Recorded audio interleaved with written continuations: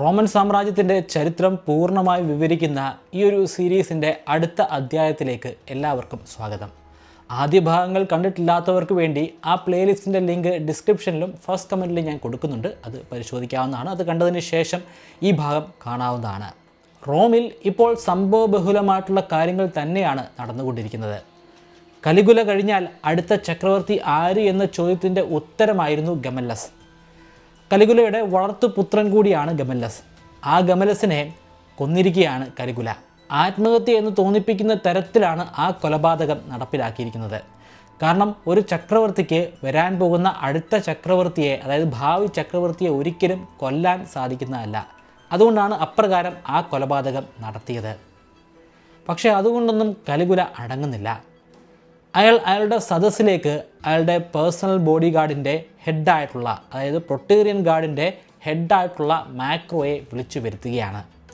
Macro, നിനക്ക് വളരെ പ്രാധാന്യമർഹിക്കുന്ന ഒരു ഉത്തരവാദിത്വം നൽകാൻ പോവുകയാണ്. ഈജിപ്റ്റ് ഇനി നീ നോക്കണം. ഈജിപ്തിൽ ഒരുപാട് ആഭ്യന്തര ലഹളകളൊക്കെ നടക്കുന്നുണ്ട്. അതൊക്കെ ഇല്ലായ്മ ചെയ്യണം, അതൊക്കെ അടിച്ചൊതുക്കണം. അതിന് വിശ്വാസയോഗ്യനായിട്ടുള്ള ഒരു വ്യക്തിയാണ് എനിക്ക് വേണ്ടത്. അതുകൊണ്ട് ഇന്നു മുതൽ നീ എൻ്റെ പ്രൊട്ടേറിയൻ ഗാർഡിൻ്റെ തലവനല്ല, മറിച്ച് ഈജിപ്റ്റ് പ്രൊവിഷ്യയുടെ ഗവർണറായിട്ട് മാറുകയാണ്. എത്രയും പെട്ടെന്ന് തന്നെ അവിടേക്ക് പുറപ്പെടുക. അവിടെ നിനക്ക് ആവശ്യമായിട്ടുള്ള ഗാർഡുകളും പട്ടാളക്കാരും ഒക്കെ ഉണ്ട്. അതുകൊണ്ട് ഇവിടെ നിന്ന് ആരെയും അവിടേക്ക് കൊണ്ടുപോകേണ്ട ആവശ്യമില്ല, നീ ഒറ്റയ്ക്ക് പോയാൽ മതി. മാക്രോയ്ക്ക് ആദ്യം അത് വിശ്വസിക്കാൻ സാധ്യമായിരുന്നില്ല. കാരണം കലിഗുലയുടെ ഒപ്പം തന്നെ ഒരു സന്തത സഹചാരിയായിട്ട് എപ്പോഴും താൻ ഉണ്ടായിരുന്നു. കലിഗുലയ്ക്ക് ഏറ്റവും പ്രിയപ്പെട്ടവനും ഞാൻ തന്നെയായിരുന്നു. കലിഗുലയുടെ പേഴ്സണലായിട്ടുള്ള പ്രൊട്ടക്ഷൻ എൻ്റെ കരങ്ങളിലായിരുന്നു. എന്നെ ആ പദവിയിൽ നിന്നും നീക്കം ചെയ്തിരിക്കുകയാണ്. പക്ഷേ മറുത്തൊരു കാര്യം ചക്രവർത്തിയോട് പറയാൻ സാധിക്കുന്നതല്ല. അതുകൊണ്ട് അയാൾ പൂർണ്ണ സന്തുഷ്ടനായിട്ട് തന്നെ ആ പദവി സ്വീകരിക്കുകയാണ്. ചക്രവർത്തിയുടെ ഉത്തരവനുസരിച്ച് തന്നെ ഏകനായിട്ട് ഒരു കുതിരപ്പുറത്താണ് അയാൾ ഈജിപ്തിലേക്കുള്ള യാത്ര തിരിക്കുന്നത്. കുറേ അധികം നാൾ നീണ്ടു നിൽക്കുന്ന ഒരു യാത്ര തന്നെയാണ്. അയാൾക്ക് ആദ്യം കടവിലെത്തിച്ചേരേണ്ടതാണ്. അവിടെ നിന്ന് കപ്പലിലേറിയിട്ട് വേണം അയാൾക്ക് ഈജിപ്തിലേക്ക് പോകാൻ. അത്തരത്തിലുള്ള യാത്ര തുടർന്ന് പോകെ അയാൾക്ക് ഇടയ്ക്ക് ഒരു വനത്തിലൂടെ സഞ്ചരിക്കേണ്ടി വന്നു. സമയം ഏതാണ്ട് വൈകുന്നേരമാണ്. ഇരുട്ട് പരന്നിട്ടില്ല. പക്ഷേ ഇരുട്ട് വന്നുകൊണ്ടിരിക്കുന്ന ലക്ഷണങ്ങൾ ആ വനത്തിൻ്റെ ഉള്ളിൽ അയാൾക്ക് പ്രകടമായിട്ട് തന്നെ മനസ്സിലാക്കാൻ സാധിക്കുമായിരുന്നു. ഏകനായിട്ട് പോകുന്നത് കൊണ്ട് തന്നെ മറ്റ് ആരുടെയെങ്കിലും ഒരു കാൽപെരുമാറ്റം സംഭവിച്ചു കഴിഞ്ഞാൽ അയാൾക്കത് പെട്ടെന്ന് തന്നെ തിരിച്ചറിയാൻ സാധിക്കുന്നതാണ്. അയാളുടെ കുതിരയ്ക്കും അത് മനസ്സിലാക്കാൻ സാധിക്കുന്നതാണ്. അയാളുടെ ഭയമൊന്നും ഉണ്ടായിരുന്നില്ല. കാരണം പ്രൊട്ടേറിയൻ ഗാർഡിൻ്റെ തലവനാണ്. അയാളെ വകവരുത്താൻ ആരും മുതിരുന്നതല്ല. എല്ലാവർക്കും ഭയം തന്നെ ആയിരിക്കും. പക്ഷേ അപ്രതീക്ഷിതമായിട്ട് ചില വ്യക്തികളുടെയൊക്കെ കാൽപെരുമാറ്റം അയാൾക്ക് മനസ്സിലാക്കാൻ സാധ്യമായി. പതിയെ അയാൾ കുതിരയിൽ നിന്നും ചാടി ഇറങ്ങി. കുതിരയെ അവിടെ നിർത്തിക്കൊണ്ട് തന്നെ പതിയെ ഭയത്തോടു കൂടി അയാൾ ചുറ്റുപാടും നോക്കാൻ തുടങ്ങി. അങ്ങനെ നോക്കുന്നതിനിടയിൽ അയാളുടെ വലത് കൈ അയാളുടെ ഇടത് ഭാഗത്തായിട്ട് ഉണ്ടായിരുന്ന വാളിൻ്റെ പിടിയിലേക്ക് അമരുന്നുമുണ്ട്. പെട്ടെന്ന് അവിടെ ഒളിച്ചിരുന്ന ഏതാനും ആളുകൾ അവിടേക്ക് ചാടി വീഴുകയുണ്ടായി. അയാൾക്കത് ഒരു ഷോക്കേറ്റ പ്രതീതിയാണ് സൃഷ്ടിച്ചിരിക്കുന്നത്. കാരണം തൻ്റെ മുൻപിലേക്ക് എത്തിച്ചേർന്നിരിക്കുന്നത് തൻ്റെ കീഴിൽ പ്രവർത്തിച്ചിരിക്കുന്ന പട്ടാളക്കാരാണ്, പ്രൊട്ടേറിയൻ ഗാർഡിലെ മറ്റ് ചില സൈനികരാണ്. അക്കൂട്ടത്തിൽ തൻ്റെ ഏറ്റവും പ്രിയപ്പെട്ട കാസിയസുമുണ്ട്. കാസിയസ് ആയിരിക്കും താൻ മാറിക്കഴിഞ്ഞാൽ അടുത്ത പ്രൊട്ടേറിയൻ ഗാർഡിൻ്റെ തലവനെന്ന് നേരത്തെ തന്നെ മാക്രോയ്ക്ക് അറിയാമായിരുന്നു. കാരണം കലിഗുലയ്ക്ക് ഏറ്റവും വിശ്വസ്തനായിട്ടുള്ള, മാക്രോ കഴിഞ്ഞാൽ പിന്നെ ഏറ്റവും വിശ്വസ്തനായിട്ടുള്ള സൈനികൻ അത് കാസിയസ് ആണ്. കാസിയസ് ഈ കൂട്ടത്തിലുണ്ട്. ഒപ്പം കുറച്ച് സൈനികരുമുണ്ട്. ഏകദേശം മാക്രോയ്ക്ക് അപകടം മണത്തു. തന്നെ വകവരുത്താൻ പോവുകയാണ്. തന്നെ വകവരുത്താൻ വേണ്ടി തന്നെയാണ് കലിഗുല മനഃപൂർവ്വം ഈ ഒരു ഭാഗത്തേക്ക് പറഞ്ഞു വിട്ടിരിക്കുന്നത്. അവിടെ പിന്നീട് നടന്നത് നല്ലൊരു യുദ്ധം തന്നെയാണ്. രണ്ടുപേരും തുല്യ ശക്തർ തന്നെയാണ്. മറ്റുള്ള സൈനികരുടെ ഇടപെടൽ കൂടി ആയപ്പോൾ മാക്രോയ്ക്ക് ആ യുദ്ധത്തിൽ പിടിച്ചു നിൽക്കാൻ പറ്റാതെയായി. ഒടുവിൽ കസിയസിൻ്റെ വാളിന് ഇരയായി മാറുകയാണ് മാക്രോ ആ വനത്തിൽ പെടഞ്ഞു വീണ് ഇല്ലാതെയായി. കലിഗുലയെ ശരിക്കും ചക്രവർത്തിയാക്കി മാറ്റിയതിൽ ഈ മാക്രോയ്ക്ക് വലിയ പങ്ക് തന്നെ ഉണ്ട്. പക്ഷേ കലിഗുലയ്ക്ക് വലിയ സംശയം തന്നെ ഉണ്ട്. ഗമല്ലസ് ഒരിക്കലും ഒറ്റയ്ക്കായിരിക്കുകയില്ല തന്നെ കൊല്ലാൻ ശ്രമിച്ചത്. ഗമല്ലസ് അങ്ങനെ ശ്രമിച്ചിട്ടുണ്ടെങ്കിൽ അതിൻ്റെ പിന്നിൽ അതിനൊപ്പം തന്നെ മറ്റൊരു വ്യക്തി കൂടി ഉണ്ടായിരിക്കുന്നതാണ്. അതിൽ ഏറ്റവും കൂടുതൽ സാധ്യതയുള്ളത് മാക്രോയ്ക്ക് തന്നെയാണ്. കാരണം താൻ രോഗശയ്യയിലായിരുന്ന സമയത്ത് തന്നെ പുറത്താക്കി ഗമല്ലസിനെ അടുത്ത ചക്രവർത്തിയാക്കി മാറ്റണമെന്നുള്ള ആവശ്യം ആദ്യം ഉന്നയിച്ചത് ഈ കൊല്ലപ്പെട്ട മാക്രോ തന്നെയാണ്. അതുകൊണ്ട് തന്നെയാണ് ഒട്ടും റിസ്ക് എടുക്കാതെ മാക്രോയെ വകവരുത്താൻ കലിഗുല തീരുമാനിച്ചത്. മാക്രോയുടെ ഈ മരണം എല്ലാ ആളുകളിലും എത്തിച്ചേർന്നു. സാധാരണക്കാരായിട്ടുള്ള ആളുകൾ മുതൽ കുലീനരായിട്ടുള്ള സെനറ്റ് മെമ്പേഴ്സ് വരെ മണത്തറിഞ്ഞു. കലിഗുല കൊന്നിരിക്കുകയാണ് മാക്രോയെ കലിഗുല കൊന്നിട്ടുണ്ടെങ്കിൽ ആരെയും കൊല്ലാൻ അയാൾ മുതിരുന്നതാണ്. അയാൾക്ക് ചെറിയൊരു സംശയം തോന്നിയാൽ മാത്രം മതി, അയാൾ വകവരുത്തും. ഒരു ഭ്രാന്തനായ രാജാവിനെ പോലെ അല്ലെങ്കിൽ ചക്രവർത്തിയെ പോലെയാണ് ഇപ്പോൾ കലിഗുലയെ പലരും കാണുന്നത്. അടുപ്പം കാണിക്കാൻ ഭയമാണ്, കാരണം അടുപ്പമുള്ള ആളുകളെയാണ് അയാളിപ്പോൾ കൊല്ലുന്നത്. അകലം പാലിക്കാനും ഭയമാണ്, കാരണം അകന്നു പോവുകയാണെങ്കിൽ അത് അയാൾക്കെതിരെ എന്തെങ്കിലും കുതന്ത്രങ്ങൾ ഉണ്ടാക്കിയെടുക്കാനുള്ള ശ്രമമാണെന്ന് കലിഗുല തെറ്റിദ്ധരിക്കുന്നതാണ്. ആ കാരണം ചൂണ്ടിക്കാണിച്ച് കൊല്ലാൻ പോലും അയാൾ മുതിരുന്നതാണ്. അത്തരത്തിൽ എല്ലാവരും ഭയന്ന് മാറി നിൽക്കുന്ന ഒരു സാഹചര്യം. പക്ഷേ മറ്റു ചിലർക്ക് ഇതൊരു വലിയ അവസരമായിട്ടാണ് തോന്നിയത്. ഗമല്ലസ് മരിച്ചിരിക്കുന്നു, മാക്രോ മരിച്ചിരിക്കുന്നു. ഇനി കലിഗുലയുടെ മരണം സംഭവിക്കുകയാണെങ്കിൽ, അല്ലെങ്കിൽ കലിഗുലയുടെ മരണശേഷം ആരായിരിക്കും ഇവിടുത്തെ ചക്രവർത്തി? അത്തരത്തിലുള്ള ഒരാളും ലിസ്റ്റിലില്ല. വളരെ ചെറുപ്പമാണ് കലിഗുല, അത് സത്യമായിട്ടുള്ള കാര്യമാണ്. പക്ഷേ മരണം എപ്പോൾ വേണമെങ്കിലും സംഭവിക്കാവുന്നതാണ്, അല്ലെങ്കിൽ നമുക്ക് വേണമെങ്കിൽ കൊല്ലാവുന്നതുമാണ്. ഇനിയിപ്പോൾ കൊന്നില്ല എങ്കിൽ പോലും കലിഗുല തുടർന്ന് ജീവിക്കുകയാണെങ്കിൽ പോലും കലിഗുലയുടെ വേണ്ടപ്പെട്ട ഒരു വ്യക്തിയായിട്ട് മാറുകയാണെങ്കിൽ സുഖസൗകര്യമുള്ള ഒരു ജീവിതം തന്നെയായിരിക്കും നമുക്ക് ഇനിയും ഉണ്ടാവുക. അഗ്രിപ്പിന ഒരു ചക്രവർത്തിയാവുക, അല്ലെങ്കിൽ ചക്രവർത്തിക്ക് തുല്യമായിട്ടുള്ളൊരു വ്യക്തിയായിട്ട് മാറുക എന്നത് അവളെ സംബന്ധിച്ചിടത്തോളം അവളുടെ ചിരകാല സ്വപ്നമാണ്. ഇത് വലിയൊരു അവസരമായിട്ട് അവൾ കരുതിപ്പോന്നു. ഒരിക്കൽ ഒരു രാത്രിയിൽ കലിഗുല അയാളുടെ അന്തപുരത്തിൽ വിശ്രമിക്കുകയായിരുന്നു. ആ അറയിലേക്ക് ആരുമറിയാതെ രഹസ്യമായിട്ട് കലിഗുലയുടെ അനിയത്തിയായ അഗ്രിപ്പിന എത്തിച്ചേരുകയാണ്. അഗ്രിപ്പിന, ആ പേര് കലിഗുലയ്ക്ക് വളരെ പ്രാധാന്യം അർഹിക്കുന്ന ഒരു പേര് തന്നെയാണ്. കാരണം തൻ്റെ അമ്മയുടെ പേരും അഗ്രിപ്പിന എന്ന് തന്നെയായിരുന്നു. അമ്മയുടെ ഓർമ്മയ്ക്ക് അവരുടെ അനിയത്തിക്കും അഗ്രിപ്പിന എന്ന പേര് നൽകുകയായിരുന്നു. ആ അഗ്രിപ്പിന ആ അറയിലേക്ക് എത്തിച്ചേരുകയാണ്. കലിഗുല കുറച്ചു നേരം അവളുമായിട്ട് സംസാരിക്കുകയുണ്ടായി. ആ സംഭാഷണങ്ങൾക്കിടയിൽ എപ്പോഴോ അവളുടെ കൈ പതിയെ കലിഗുലയുടെ ചുമരിലേക്ക് പതിയുകയുണ്ടായി. സ്നേഹത്തോടു കൂടിയുള്ള ഒരു തലോടലാണ്. കലിഗുല സ്വന്തം അമ്മ തലോടുന്ന രീതിയിലാണ് ആ തലോടലിനെ എടുത്തത്. പക്ഷേ അഗ്രിപ്പിനയുടെ മനസ്സിൽ മറ്റു പല കാര്യങ്ങളുമായിരുന്നു. അഗ്രിപ്പിനയ്ക്ക് അപ്പോൾ പറയാനുണ്ടായിരുന്നത് സീസറിനെ കുറിച്ചാണ്, ജൂലിയസ് സീസറിനെ കുറിച്ചാണ്. ജൂലിയസ് സീസറിന് ഒരു കാമുകി ഉണ്ടായിരുന്നു. ആ കാമുകിയിൽ കുഞ്ഞുങ്ങളുണ്ടായിരുന്നു. ക്ലിയോപാട്ര എന്നാണ് ആ കാമുകിയുടെ പേര്. ക്ലിയോപാട്ര ആരെയാണ് വിവാഹം ചെയ്തത്? ക്ലിയോപാട്ര 2 തവണ വിവാഹം ചെയ്തിട്ടുണ്ട്. 2 തവണയും വിവാഹം ചെയ്തത് അവരുടെ അനിയന്മാരെ തന്നെയായിരുന്നു.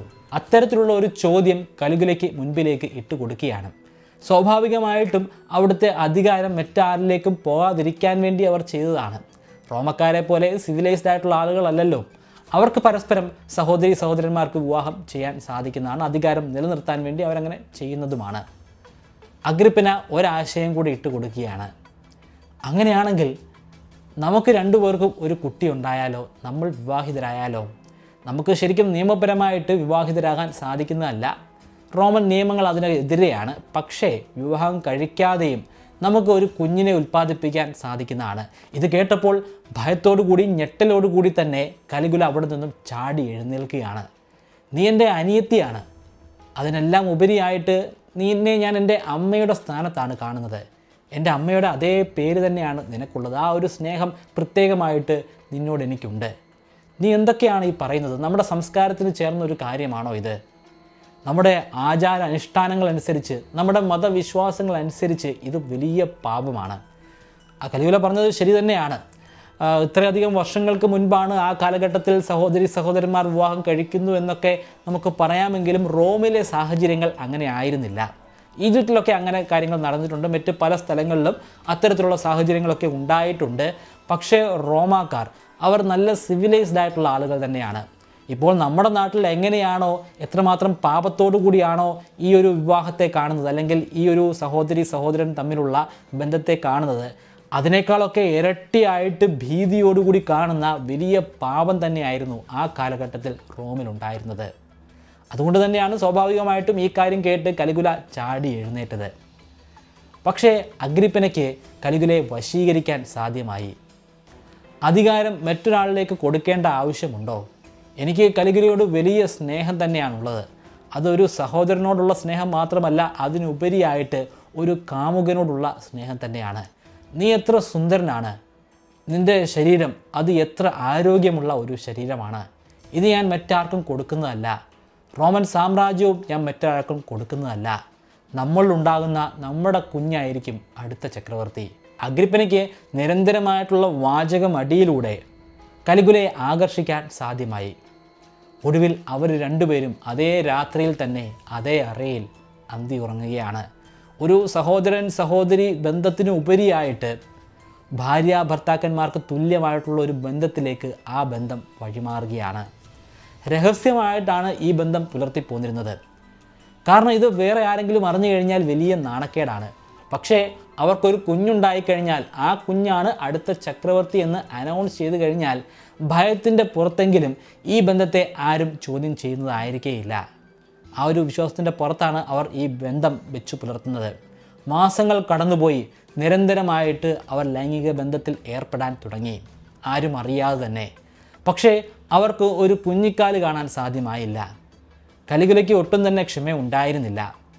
അഗ്രിപ്പനയായിട്ട് ഇത്തരത്തിലുള്ളൊരു ബന്ധം പുലർത്താൻ സാധിക്കുമെങ്കിൽ മറ്റ് രണ്ട് സഹോദരിമാരുമായിട്ടും അത്തരത്തിലുള്ള ബന്ധങ്ങൾ പുലർത്താൻ സാധിക്കേണ്ടതല്ലേ? ഒരുപക്ഷെ അഗ്രിപ്പനയുടെ പ്രശ്നം കാരണമായിരിക്കാം കുട്ടികൾ ഉണ്ടാകാത്തത്. മറ്റുള്ള രണ്ട് സഹോദരിമാരിലും കുഞ്ഞുങ്ങൾ ഉണ്ടാവാനുള്ള ഒരു സാധ്യതയുണ്ടല്ലോ. കലികുലയുടെ ചിന്തകൾ ആ രീതിയിലേക്ക് മാറുകയുണ്ടായി. അങ്ങനെ ഒരു രാത്രിയിൽ തൻ്റെ അറയിലേക്ക് തൻ്റെ മൂത്ത സഹോദരിയായിട്ടുള്ള, അതായത് അഗ്രിപ്പനയുടെ മൂത്ത ആളായിട്ടുള്ള ഡ്രൂസല്ലയെ വിളിച്ചു വരുത്തുകയാണ്. ഡ്രൂസല്ല സന്തോഷത്തോടു കൂടി തന്നെ ആ അറയിലേക്ക് എത്തിച്ചേർന്നു. ഡ്രൂസല്ലയ്ക്ക് മനോഹരമായിട്ടുള്ള ഒരു സമ്മാനം കലികുല കൊടുക്കുന്നുണ്ട്. അത് മനോഹരമായിട്ടുള്ള ഒരു നെക്ലേസ് ആയിരുന്നു. ആ നെക്ലേസ് അവളുടെ കഴുത്തിൽ അയാൾ തന്നെ അണിയിച്ചു കൊടുക്കുന്നുണ്ട്. അത് അണിയിച്ചു കൊടുത്തതിന് ശേഷം കലികുല അവളുടെ പുറത്ത് ചുംബിക്കുന്നുണ്ട്. ആ ചുംബനം ഡ്രൂസല്ലയ്ക്ക് ഒരു തീ പോലെയാണ് തോന്നിയത്. അവളുടെ ശരീരം നിന്ന് കത്തുന്നത് പോലെ തോന്നി. തൻ്റെ സഹോദരൻ കലികുല തന്നെ അത്തരത്തിൽ ചുംബിച്ചിരിക്കുന്നു. അത് വലിയ പാവമല്ലേ? അവൾ തിരിഞ്ഞ് കലികുലയുടെ നേരെ നിന്നു. നിങ്ങൾ എന്താണ് ഈ കാണിക്കുന്നത്? നിങ്ങൾ എൻ്റെ സഹോദരനാണ്, ഇവിടുത്തെ ചക്രവർത്തിയാണ്. ഇത്തരത്തിൽ എന്നെ കാണാൻ പാടില്ല. എന്നെ എന്തിനാണ് ഇപ്പോൾ ചുംബിച്ചത്? കലികുല മുൻപ് അഗ്രിപ്പന പറഞ്ഞ അതേ കാര്യങ്ങൾ തന്നെ ആവർത്തിക്കുകയാണ് ഉണ്ടായത്. നമ്മളിലൊരു കുഞ്ഞുണ്ടായിക്കഴിഞ്ഞാൽ ആ കുഞ്ഞായിരിക്കും അടുത്ത ചക്രവർത്തി. നമ്മുടെ രക്തത്തിൽ തന്നെ, നമ്മുടെ അച്ഛൻ്റെയും അമ്മയുടെയും രക്തത്തിൽ തന്നെ വീണ്ടും ഇവിടെ അടുത്ത തലമുറകൾ ഉണ്ടാകും. ആ തലമുറകൾ റോമിനെ അടക്കി ഭരിക്കും. അതാണ് നമുക്ക് ആവശ്യം. ഡ്രൂസല്ലയ്ക്ക് ശരിക്കും ഈ ബന്ധത്തിനോട് ഒട്ടും തന്നെ താല്പര്യം ഉണ്ടായിരുന്നില്ല. അവൾ ഇങ്ങനെയുള്ള രീതിയിൽ ചിന്തിക്കുന്ന ഒരു വ്യക്തിയെ ആയിരുന്നില്ല. അവൾക്ക് അധികാരം വേണമെന്നുള്ള മോഹമൊക്കെ ഉണ്ട്. പക്ഷേ അഗ്രിപ്പനെ പോലെ അത്ര തീവ്രമായിട്ടുള്ള മോഹമൊന്നും ഉണ്ടായിരുന്നില്ല. എന്നാൽ ഇതിനെല്ലാം ഉപരിയായിട്ട് കലികുലയോട് അവൾക്ക് വലിയ ഭയവും ഉണ്ടായിരുന്നു. ഈ ബന്ധത്തെ എതിർക്കുകയാണെങ്കിൽ തന്നെയും തൻ്റെ ഭർത്താവിനെയും വകവരുത്താൻ കലികുല മടിക്കുന്നതല്ല. ഒരുപക്ഷെ തടവിലാക്കുമായിരിക്കാം, അല്ലെങ്കിൽ വെട്ടിക്കൊല്ലുമായിരിക്കാം. അതുകൊണ്ട് ഭയത്താൽ മാത്രം അവൾ ഈ ബന്ധത്തിന് വഴങ്ങിക്കൊടുക്കുകയാണ്. ആ രാത്രിയിൽ കലികുലയും ഡ്രൂസല്ലയും തമ്മിൽ ഒരു ലൈംഗിക ബന്ധത്തിൽ ഏർപ്പെടുകയാണ്. പക്ഷേ ഡ്രൂസല്ല അത് ഒട്ടും തന്നെ അംഗീകരിക്കുന്നില്ല. അവൾക്ക് സഹിക്കാൻ പറ്റുമായിരുന്നില്ല. പക്ഷേ അവളുടെ വികാരങ്ങളെയൊക്കെ അവൾ കടിച്ചമർത്തുകയായിരുന്നു. അവൾക്ക് ജീവിക്കണമായിരുന്നു. മരണമെന്ന ഭയം അത് അവളെ വല്ലാതെ അലോസരപ്പെടുത്തുന്നുണ്ടായിരുന്നു. ആ ഭയം കാരണം മാത്രമാണ് അവൾ ഇതിനെല്ലാം വഴങ്ങിക്കൊടുത്തത്. പക്ഷേ ദിവസങ്ങൾ കടന്നുപോയി. ഡ്രൂസല്ലയിലും കലികുലയ്ക്ക് ഒരു കുഞ്ഞിനെ സൃഷ്ടിക്കാൻ സാധ്യമായില്ല. ഒട്ടും തന്നെ ക്ഷമയുള്ള ഒരു വ്യക്തിയല്ല കലികുല. അതുകൊണ്ട് അയാളുടെ കൈകൾ പിന്നീട് സഞ്ചരിച്ചത് തൻ്റെ ഏറ്റവും ഇളയ അനിയത്തിയുടെ ചുമരിലേക്കായിരുന്നു. ലിവില്ലയും ഇത്തരത്തിൽ ഭയം കാരണം തന്നെ അയാൾക്ക് വഴങ്ങിക്കൊടുത്തു. അങ്ങനെ മാസങ്ങൾ കടന്നു പോയെങ്കിൽ പോലും ലിവില്ലയിലും ഒരു കുഞ്ഞുണ്ടാകാൻ, അല്ലെങ്കിൽ ഒരു കുഞ്ഞിനെ ഉൽപ്പാദിപ്പിക്കാൻ കലികുലയ്ക്ക് സാധ്യമായില്ല. പക്ഷേ കുറച്ച് ദിവസങ്ങൾക്ക് ശേഷം കുടുംബക്കാരെല്ലാം ഒന്നിച്ചിരുന്ന ഒരു വേളയിൽ, അവരെല്ലാവരും ഒന്നിച്ചിരുന്ന് ഭക്ഷണം കഴിച്ച ആ ഒരു സമയത്ത് കലികുലയ്ക്ക് ചില അനൗൺസ്മെൻറ്റുകൾ പറയാനുണ്ടായിരുന്നു. എല്ലാവരും ഒന്നും നിശബ്ദരാകുക, എനിക്ക് വളരെ പ്രാധാന്യം അറിയിക്കുന്ന സന്തോഷകരമായിട്ടുള്ള ഒരു കാര്യം പറയാനുണ്ട്. ഞാനൊരു അച്ഛനാകാൻ പോവുകയാണ്. നമ്മുടെ കുടുംബത്തിലേക്ക് ഒരു കുഞ്ഞ് ജനിക്കാൻ പോവുകയാണ്. ഒരുപക്ഷെ അതൊരു ആൺകുഞ്ഞാണെങ്കിൽ അടുത്ത ചക്രവർത്തി അവനായിരിക്കും. ആർക്കും ഒന്നും മനസ്സിലായില്ല ഒരാൾക്കൊഴികെ. ആ ഒരാളാണ് ഡ്രൂസല്ല. ഡ്രൂസല്ല ഒരു അമ്മയാകാൻ പോകുന്നു. കലിഗുല അനൗൺസ് ചെയ്യുകയാണ്, ഞാനൊരു അച്ഛനാകാൻ പോകുന്നു. ഡ്രൂസല്ലയുടെ ഭർത്താവായ ലെപ്പിഡസിന് അത് ശരിക്കും സഹിക്കാൻ പോലും സാധിക്കുമായിരുന്നില്ല. അയാൾക്കൊന്ന് പൊട്ടിക്കരയണമെന്നും ഒന്ന് ദേഷ്യപ്പെടണമെന്നും ഭാര്യയെ ഒന്ന് തല്ലണമെന്നും ഒക്കെ ആഗ്രഹമുണ്ട്. പറ്റിയാൽ കലിഗുലയെ ഒന്ന് കൊല്ലണമെന്നുമുണ്ട്. പക്ഷേ തന്നെക്കൊണ്ട് അത് സാധിക്കുമോ? കൊല്ലേണ്ടത് കലിഗുല എന്ന ചക്രവർത്തിയാണ്. അതുകൊണ്ട് അയാളുടെ വികാരം കടിച്ചമർത്തുകയാണ് ഉണ്ടായത്. ആർക്കും ഒന്നും പറയാൻ സാധിക്കുമായിരുന്നില്ല. അഗ്രിപ്പനയ്ക്ക് വലിയ നിരാശ തന്നെ തോന്നി. കാരണം അഗ്രിപ്പന ആഗ്രഹിച്ചത് ആ കുഞ്ഞ് തൻ്റെ ഉദരത്തിൽ ജനിക്കണമെന്നാണ്. പക്ഷേ തനിക്കതിന് സാധ്യമായില്ല. തൻ്റെ സഹോദരിക്ക് അത് സാധ്യമായിരിക്കുന്നു. ആർക്കും ഒന്നും സംസാരിക്കാൻ പറ്റാത്ത ഒരു സാഹചര്യത്തിൽ, എങ്ങനെ പെരുമാറണമെന്ന് പോലും മനസ്സിലാക്കാൻ പറ്റാത്ത ഒരു സാഹചര്യത്തിൽ ക്ലൗഡിയസ് പതിയെ എഴുന്നേൽക്കുകയാണ്. പതിയെ എഴുന്നേറ്റ് അയാൾ കലിഗുലയെ അഭിനന്ദിക്കുകയാണ്. അഭിനന്ദനങ്ങൾ, അച്ഛനാകാൻ പോകുന്നതിനുള്ള അഭിനന്ദനങ്ങൾ. ഡ്രൂസല്ലയും അയാൾ അഭിനന്ദിച്ചു. അങ്ങനെ അവിടെ ഉണ്ടായിരുന്ന ബന്ധുക്കളെല്ലാവരും കലിഗുലയെ അഭിനന്ദിക്കുകയാണ്. അവർക്കതല്ലാതെ മറ്റൊരു മാർഗമുണ്ടായിരുന്നില്ല. ഈ വാർത്ത റോമിൽ മുഴുവനും പ്രചരിക്കുകയാണ് ഉണ്ടായത്. റോമാക്കാരെ സംബന്ധിച്ചിടത്തോളം ഇങ്ങനെ ഒരു വിവാഹം നടന്നു കഴിഞ്ഞാൽ, അല്ലെങ്കിൽ ഇങ്ങനൊരു കുട്ടി ഉണ്ടാവുകയാണെങ്കിൽ അത് വലിയ വിപത്ത് തന്നെ റോമിൽ സൃഷ്ടിക്കുന്നതാണ്. റോമൻ സാമ്രാജ്യം തന്നെ നശിച്ചു പോകാനുള്ള ഒരു സാധ്യതയുണ്ട്.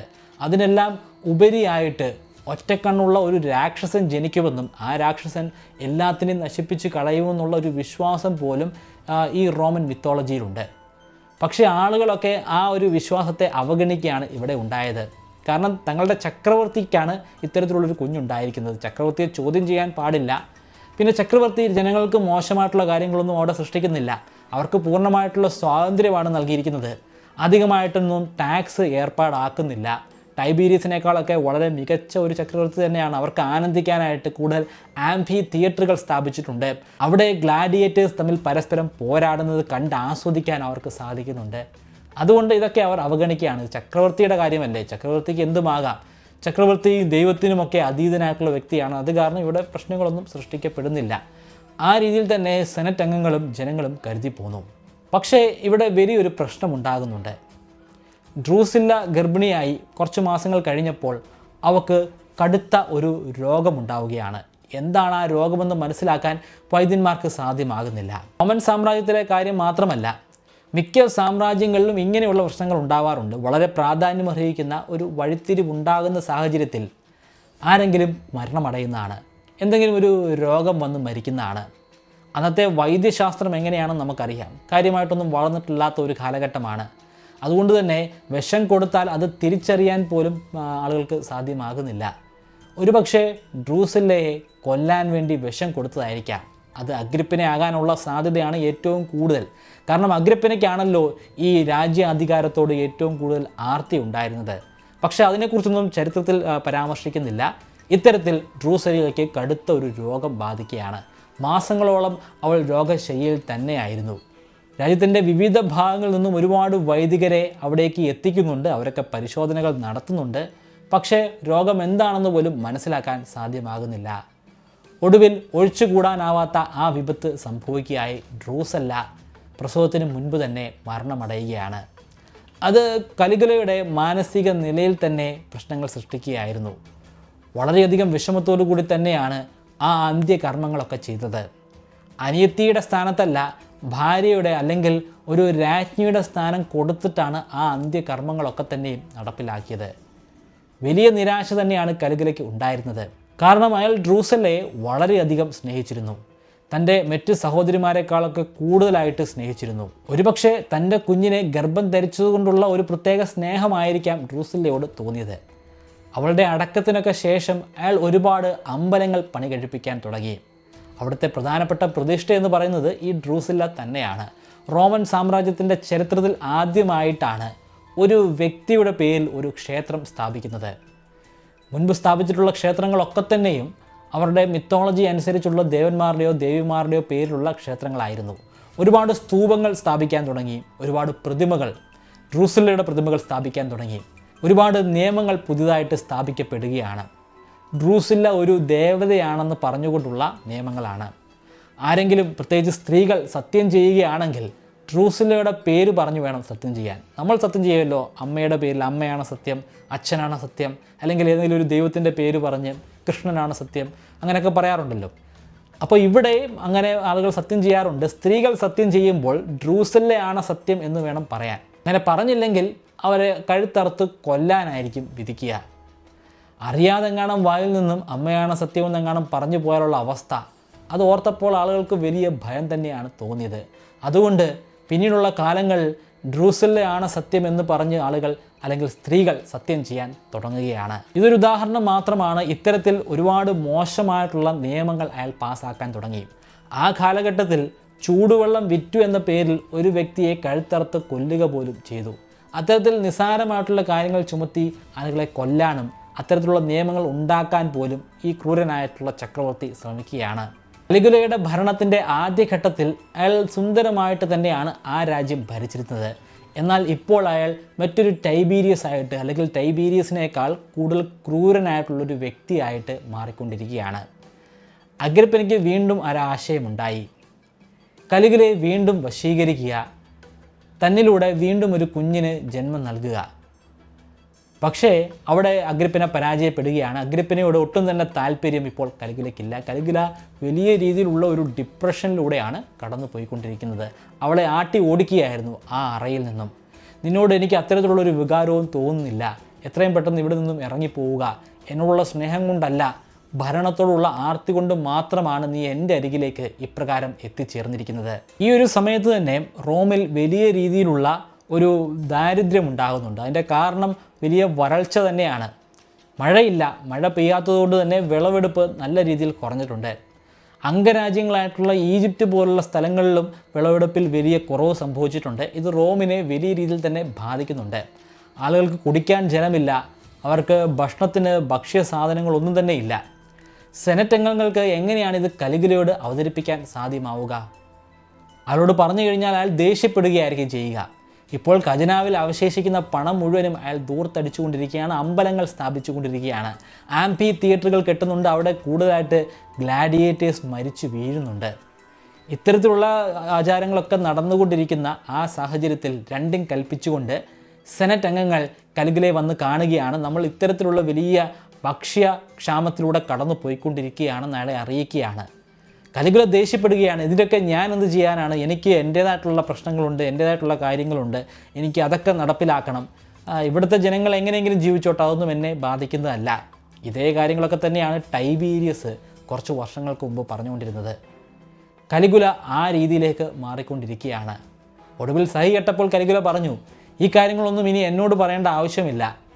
അതിനുവേണ്ടിയാണ് ഞാൻ എൻ്റെ കൊച്ചച്ഛനായിട്ടുള്ള ക്ലൗഡിയസിനെ ഇവിടെ സ്ഥാനത്ത് ഏൽപ്പിച്ചിരിക്കുന്നത്. അയാളെ ഞാൻ കൺസ്യൂൾ എന്ന പദവിയിലേക്ക് എത്തിച്ചിട്ടുണ്ട്.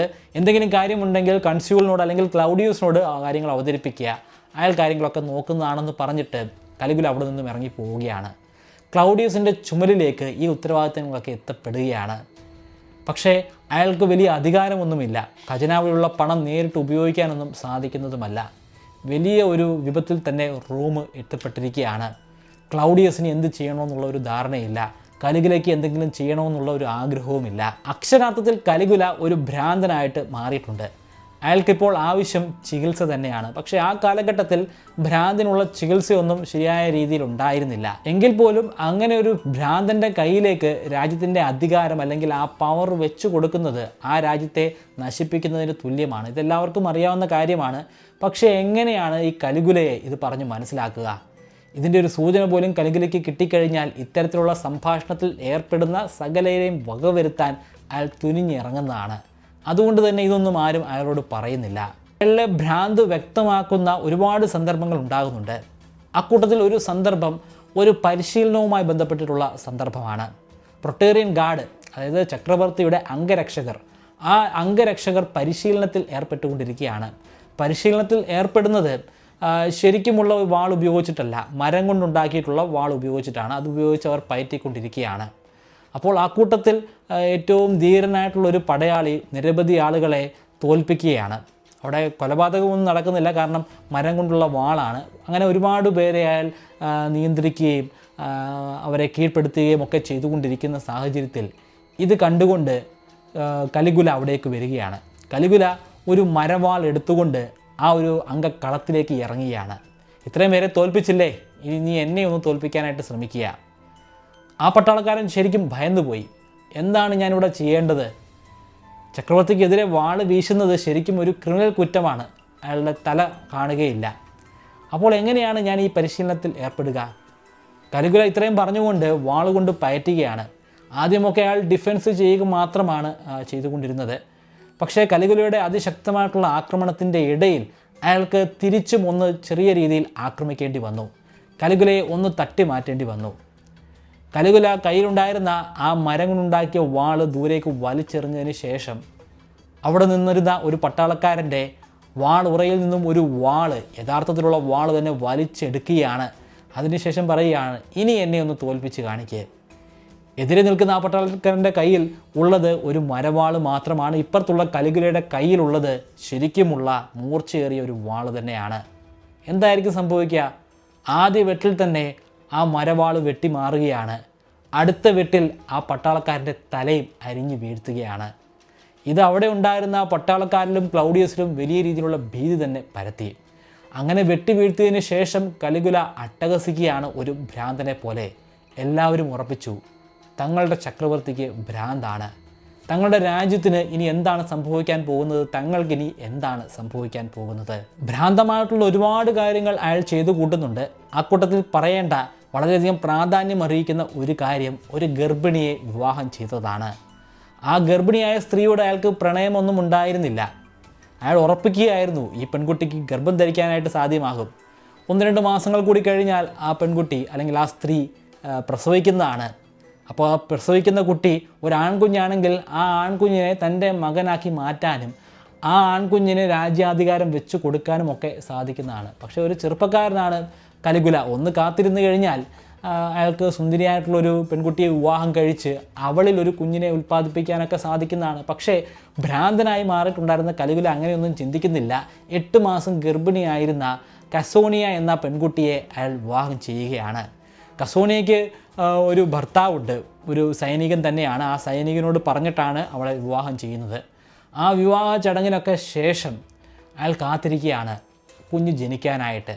1 മാസത്തിന് ശേഷം കസോണിയ പ്രസവിക്കുന്നുണ്ട്. പക്ഷേ അപ്പോൾ പ്രസവിച്ച് വീഴുന്നത് ഒരു പെൺകുഞ്ഞായിരുന്നു. കലിഗുലയ്ക്ക് അത് വലിയ നിരാശ തന്നെയാണ് ഉണ്ടായത്. ഒരാൺകുഞ്ഞായിരുന്നെങ്കിൽ അവനെ ചക്രവർത്തിയാക്കാമായിരുന്നു. പക്ഷേ പെൺകുഞ്ഞുണ്ടായിരിക്കുന്നു. ഇത് വലിയ പ്രശ്നങ്ങൾ തന്നെ സൃഷ്ടിക്കുന്നതാണ്. കാരണം പെൺകുഞ്ഞ് ഒരിക്കലും ഒരു ചക്രവർത്തിയായി മാറുകയില്ല. പക്ഷേ ഈ പെൺകുഞ്ഞ് മറ്റൊരാളെ വിവാഹം ചെയ്താലോ? ആ വിവാഹം ചെയ്യുന്ന തൻ്റെ മരുമകനായിട്ട് വരുന്ന വ്യക്തി രക്തബന്ധമൊന്നുമില്ല, തൻ്റെ യഥാർത്ഥ മകളെയും അല്ല വിവാഹം ചെയ്തിരിക്കുന്നത്. ആ വ്യക്തി അടുത്ത ചക്രവർത്തിയായിട്ട് മാറാനുള്ള സാധ്യതയുണ്ട്. ആ ചക്രവർത്തി ആകാൻ വേണ്ടി അയാൾ ഒരുപക്ഷെ എന്നെ കൊല്ലുമായിരിക്കാം. ഇത്തരത്തിലുള്ള ഭയം കൂടി കലിഗുലയിലേക്ക് വ്യാപിക്കുന്നുണ്ട്. പക്ഷേ ഇത് ഈ അടുത്ത കാലത്തൊന്നും നടക്കാൻ പോകുന്ന കാര്യമല്ല. ഇപ്പോൾ കുഞ്ഞ് ജനിച്ചു വീണതേ ഉള്ളൂ. ഇനിയൊരു 10-15 വർഷം കൂടെ കഴിയാതെ ഈ കുട്ടി വിവാഹം കഴിക്കുന്നതല്ല. 10-15 വർഷത്തേക്ക് അയാൾക്ക് ആശ്വാസമുണ്ട്. അയാൾക്ക് വലിയ രീതിയിലുള്ള നിരാശ തോന്നി. പക്ഷേ ഈ സമയത്ത് ആശ്വസിച്ച കുറച്ച് പേരുണ്ട്. അഗ്രിപ്പിന, ലിവില, പിന്നെ മരിച്ചുപോയ ഡ്രൂസല്ലയുടെ ഭർത്താവ് ലെപ്പിഡസ്. ഇവർക്ക് വലിയ ആശ്വാസമാണ് ഉണ്ടായത്. കാരണം അതൊരു ആൺകുഞ്ഞായിരുന്നെങ്കിൽ ഇവർക്ക് അധികാരം തന്നെ ഇല്ലാതെയായി മാറിയേനെ. അടുത്ത ചക്രവർത്തി ഈ ജനിക്കുന്ന കുഞ്ഞായി മാറിയേനെ. പക്ഷേ പെൺകുഞ്ഞായതിൽ ഇവർക്ക് വലിയ സന്തോഷം തന്നെയാണ് തോന്നിയത്. കാര്യങ്ങൾ ഇങ്ങനെ പോകാനായിട്ട് അനുവദിച്ചുകൂടാ. എന്തെങ്കിലും ഒന്ന് ഇപ്പോൾ ചെയ്തേ മതിയാവുകയുള്ളൂ. ഇക്കാര്യം പറയുന്നത് അഗ്രിപ്പിനെയാണ്. ലിവിലയോടും ലെപ്പിഡസിനോടുമാണ് ഈ കാര്യങ്ങൾ അവൾ അവതരിപ്പിക്കുന്നത്. കലിഗുലയെ നമുക്ക് കൊല്ലണം. കൊന്നില്ലെങ്കിൽ അയാൾ നമ്മളെ കൊല്ലും.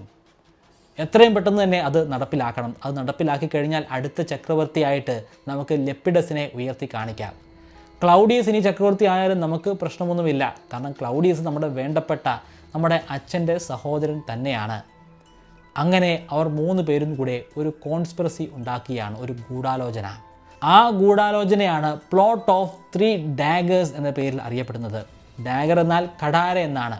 ഇവർ 3 പേരെയുമാണ് ആ കഠാര കൊണ്ട് അഭിസംബോധന ചെയ്യുന്നത്. അവർ 3 പേരും ഒരു പ്ലാൻ ഉണ്ടാക്കിയെടുത്തു. അഗ്രിപ്പിന കലിഗുലയെ അയാളുടെ ഉറക്കറയിലേക്ക് കൊണ്ടുവരും. ഏകനായിട്ടായിരിക്കും അങ്ങനെ കൊണ്ടുവരിക. അങ്ങനെ കൊണ്ടുവരുന്ന സാഹചര്യത്തിൽ കട്ടിലിന് സമീപത്തായിട്ട് ലിവിലയും അതുപോലെ ലെപ്പിഡസും ഒളിഞ്ഞിരിക്കേണ്ടതാണ്. കലിഗുല അവിടെ എത്തിച്ചേർന്ന് കഴിഞ്ഞാൽ ആ അറയിൽ പിന്നെ ഇവർ 3 പേരും കലിഗുലയും മാത്രമായിരിക്കും ഉണ്ടായിരിക്കുക. അനായാസമായിട്ട് കലിഗുലയെ കുത്തിക്കൊല്ലാൻ സാധ്യമാകുന്നതാണ്. വളരെ ഉചിതമായിട്ടുള്ള അല്ലെങ്കിൽ വളരെ നല്ലൊരു തീരുമാനമായിട്ട് അവർക്ക് 3 പേർക്കും തോന്നി. അഗ്രിപ്പിന തന്നെയാണ് ഇതിൻ്റെ പിന്നിലുള്ള മാസ്റ്റർ പ്ലാൻ നടപ്പിലാക്കിയിരിക്കുന്നത്. അങ്ങനെ അഗ്രിപ്പിന പറഞ്ഞതുപോലെ പറഞ്ഞ ദിവസം പറഞ്ഞ സമയം കലിഗുലയുമായിട്ട് അവിടേക്ക് വരികയാണ്. ഈ സമയം കട്ടിലിൻ്റെ കീഴിലായിട്ട് ലെപ്പിഡസും ലിവിലയുമുണ്ട്. അവരുടെ കയ്യിൽ കഠാരകളുണ്ട്, നല്ല മൂർച്ചയുള്ള കഠാരകൾ. അവർ ഒന്നും കാണുന്നില്ല, കട്ടിലിൻ്റെ അടിയിലാണ്. പക്ഷെ കാൽപെരുമാറ്റം അവർക്ക് കേൾക്കാം. അവരുടെ അരികിലേക്ക് കാൽപാദങ്ങൾ നടന്നു വരുന്നതായിട്ട് അവർക്ക് കേൾക്കാം. ഒന്നിലധികം കാൽപാദങ്ങളുണ്ട്. അപ്പോൾ അഗ്രിപ്പിനെയും അതുപോലെ കലിഗുലയും ആയിരിക്കും അവിടേക്ക് വരുന്നത്. കാൽപാദങ്ങൾ വളരെ അടുത്തെത്തിയപ്പോൾ അവർ ആ കയ്യിലുണ്ടായിരുന്ന കഠാരയുമായിട്ട് കട്ടിലിൻ്റെ ഉള്ളിൽ നിന്നും ചാടി എഴുന്നേൽക്കുകയാണ്. പക്ഷേ അവർ കണ്ട കാഴ്ച ഞെട്ടിക്കുന്ന കാഴ്ച തന്നെയായിരുന്നു.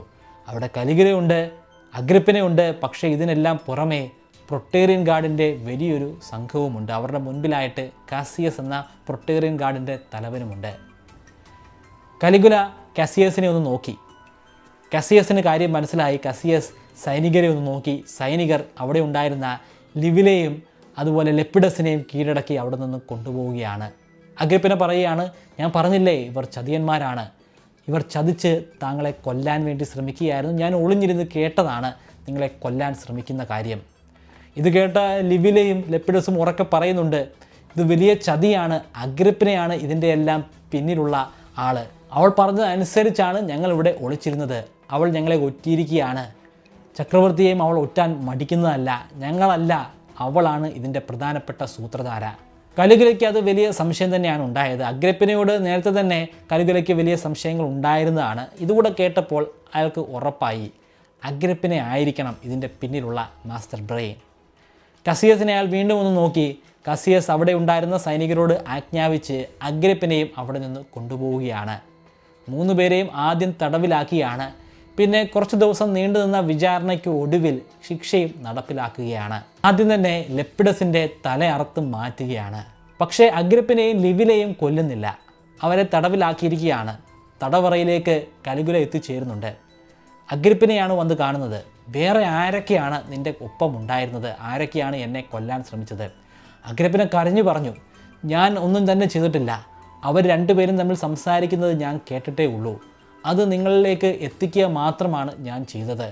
അല്ലാതെ നിങ്ങളെ കൊന്നിട്ട് എനിക്കൊന്നും തന്നെ സ്വന്തമാക്കാനായിട്ടില്ല. കാരണം എൻ്റെ ഏറ്റവും പ്രിയപ്പെട്ട ഭർത്താവും സഹോദരനുമാണ് നിങ്ങൾ. ആ സ്ഥാനത്ത് തന്നെയാണ് നിങ്ങളെ ഞാൻ കാണുന്നത്. കലിഗുല അതിനൊന്ന് ചിരിക്കുക മാത്രമാണ് ചെയ്തത്, ഒരു ക്രൂരമായിട്ടുള്ള ചിരി. അഗ്രിപ്പിന ചോദിച്ചു, നിങ്ങൾ കൊല്ലാൻ പോവുകയാണോ? ഇല്ല, ഞാൻ നിങ്ങളെ കൊല്ലുകയില്ല. അങ്ങനെ കൊല്ലാൻ എനിക്ക് സാധ്യമാകുമോ? നമ്മളൊരു രക്തമല്ലേ? എങ്കിൽ പിന്നെ നിങ്ങൾ എന്താണ് ചെയ്യാൻ പോകുന്നത്? കലിഗുല വീണ്ടും ക്രൂരമായിട്ടൊന്ന് ചിരിച്ചിട്ട് ആ ജയിലറയിൽ നിന്നും വെളിയിലേക്ക് ഇറങ്ങി പോവുകയാണ്. അങ്ങനെ ഇറങ്ങി പോകുമ്പോഴും അയാൾക്ക് ഉച്ചത്തിൽ കേൾക്കാമായിരുന്നു അഗ്രിപ്പിനയുടെ രോദനം. എന്താണ് ഞങ്ങളെ ചെയ്യാൻ പോകുന്നത്? എന്താണ് നിങ്ങളുടെ ഉദ്ദേശം? അതൊന്ന് പറഞ്ഞിട്ട് പോകൂ. ആ ചോദ്യത്തിൻ്റെ ഉത്തരം അധികം വൈകാതെ തന്നെ അഗ്രിപ്പിനയിലേക്ക് എത്തിച്ചേരുകയാണ്. നാട് കടത്തപ്പെടാൻ പോവുകയാണ്. റോമിൽ ഇനി തങ്ങൾ ഉണ്ടായിരിക്കുകയില്ല. തന്നെയും തൻ്റെ സഹോദരിയായ ലിവിലെയും അടുത്തുള്ള ഒരു ദ്വീപിലേക്ക് മാറ്റുകയാണ്. അവിടെയുള്ള ജയിലറയിലാണ് ഇനി ഞങ്ങൾ കഴിയാൻ പോകുന്നത്. അത് ഭയത്തോടു കൂടി തന്നെ ഉള്ള ഒരു ജീവിതമാണ്. എപ്പോൾ വേണമെങ്കിലും മരണം സംഭവിക്കാം. അവരുടെ അമ്മയായിട്ടുള്ള അഗ്രിപ്പിനയ്ക്കും ഇത് തന്നെയാണ് സംഭവിച്ചത്. അമ്മയും ഇത്തരത്തിൽ തടവിലാക്കി ആ തടവ് ജീവിതത്തിന് ഇടയിൽ എപ്പോഴോ അവരെ കൊന്നുകളയുകയായിരുന്നു. അങ്ങനെയുള്ള ഒരു മരണം എപ്പോൾ വേണമെങ്കിലും തങ്ങൾക്ക് സംഭവിക്കാമെന്ന് മനസ്സിലാക്കിക്കൊണ്ട് വളരെയധികം വേദനാജനകമായിട്ടുള്ള ജീവിതമാണ് പിന്നീട് ഇവർക്കുണ്ടായത്. പിന്നീട് ചരിത്ര രേഖകളിലൊന്നും ഇവരുടെ കാര്യങ്ങളൊന്നും പരാമർശിച്ചിട്ടില്ല. പിന്നീട് വീണ്ടും കലിഗുല കെട്ടിടങ്ങളും ക്ഷേത്രങ്ങളുമൊക്കെ നിർമ്മിച്ചുകൊണ്ടിരിക്കുകയാണ്. പക്ഷേ ഇത്തവണ അയാൾ നിർമ്മിക്കുന്നത് ഡ്രൂസില്ലയുടെ പേരിലുള്ള ക്ഷേത്രങ്ങളല്ല, സ്വന്തം പേരിൽ തന്നെ ക്ഷേത്രങ്ങളും കെട്ടിടങ്ങളുമൊക്കെ അയാൾ സ്ഥാപിച്ചുകൊണ്ടിരിക്കുകയാണ്. ഒരുപാട് കെട്ടിടങ്ങൾ സ്ഥാപിക്കുന്നുണ്ട്. പക്ഷേ ജനങ്ങൾക്ക് പ്രയോജനമുള്ള ഒന്നും തന്നെ അയാൾ സ്ഥാപിക്കുന്നില്ല. ഒരു റോഡോ പാലമോ ഒന്നും തന്നെ അയാൾ സൃഷ്ടിക്കുന്നില്ല. അത് ജനങ്ങൾക്ക് വലിയ രീതിയിലുള്ള വിഷമം ഉണ്ടാക്കുന്ന കാര്യം തന്നെ ആയിരുന്നു. ഖജനാവ് ഏറെക്കുറെ ഇല്ലാതെയാകുന്ന ഒരവസ്ഥയാണ്. ഖജനാവിലുള്ള പണം മുഴുവനും ഇത്തരത്തിൽ ദൂർത്തടിച്ചുകൊണ്ട് തന്നെ ഇരിക്കുകയാണ്. സെനറ്റ് അംഗങ്ങൾക്ക് വലിയ നിരാശ തന്നെയാണ്. റോം വലിയൊരു കടബാധ്യതയിലൂടെ കടന്നു പോയിക്കൊണ്ടിരിക്കുകയാണ്. ഇത്രയധികം സാമന്ത രാജ്യങ്ങൾ ഉണ്ടായിട്ട് പോലും റോമിന് ഇത്തരത്തിലുള്ളൊരു പ്രതിസന്ധി ഉണ്ടാകുമെന്ന് അവർ സ്വപ്നത്തിൽ പോലും ചിന്തിച്ചിട്ടുണ്ടായിരുന്നില്ല. സെനറ്റേഴ്സിന് കലിഗുലയെ വന്ന് കണ്ട് ഈ കാര്യങ്ങൾ അവതരിപ്പിക്കാൻ ഭയമായിരുന്നു. അതുകൊണ്ട് തന്നെ ക്ലൗഡിയസിനോടാണ് ഈ കാര്യങ്ങൾ അവതരിപ്പിക്കുന്നത്. നിങ്ങൾ എന്തിനാണ് എന്നോട് പറയുന്നത്? എനിക്ക് അത്ര വലിയ അധികാരമൊന്നുമില്ല. നിങ്ങൾ നേരിട്ട് കലിഗുലയോട് തന്നെ ഈ കാര്യങ്ങൾ പറയുക. ഞങ്ങൾ എങ്ങനെ പറയാനാണ്? ഞങ്ങളിത് പറഞ്ഞു കഴിഞ്ഞാൽ ഞങ്ങളെ കൊല്ലാനായിരിക്കും ആ ചക്രവർത്തി ഉത്തരവിറക്കുക. ഞങ്ങൾക്ക് ആകെ ഇനി രക്ഷയുള്ളത് ക്ലൗഡിയസ് മാത്രമാണ്. ക്ലൗഡിയസ് എന്തെങ്കിലും ചെയ്യണം. ക്ലൗഡിയസിനും വലിയ ഭയം തന്നെയാണ്.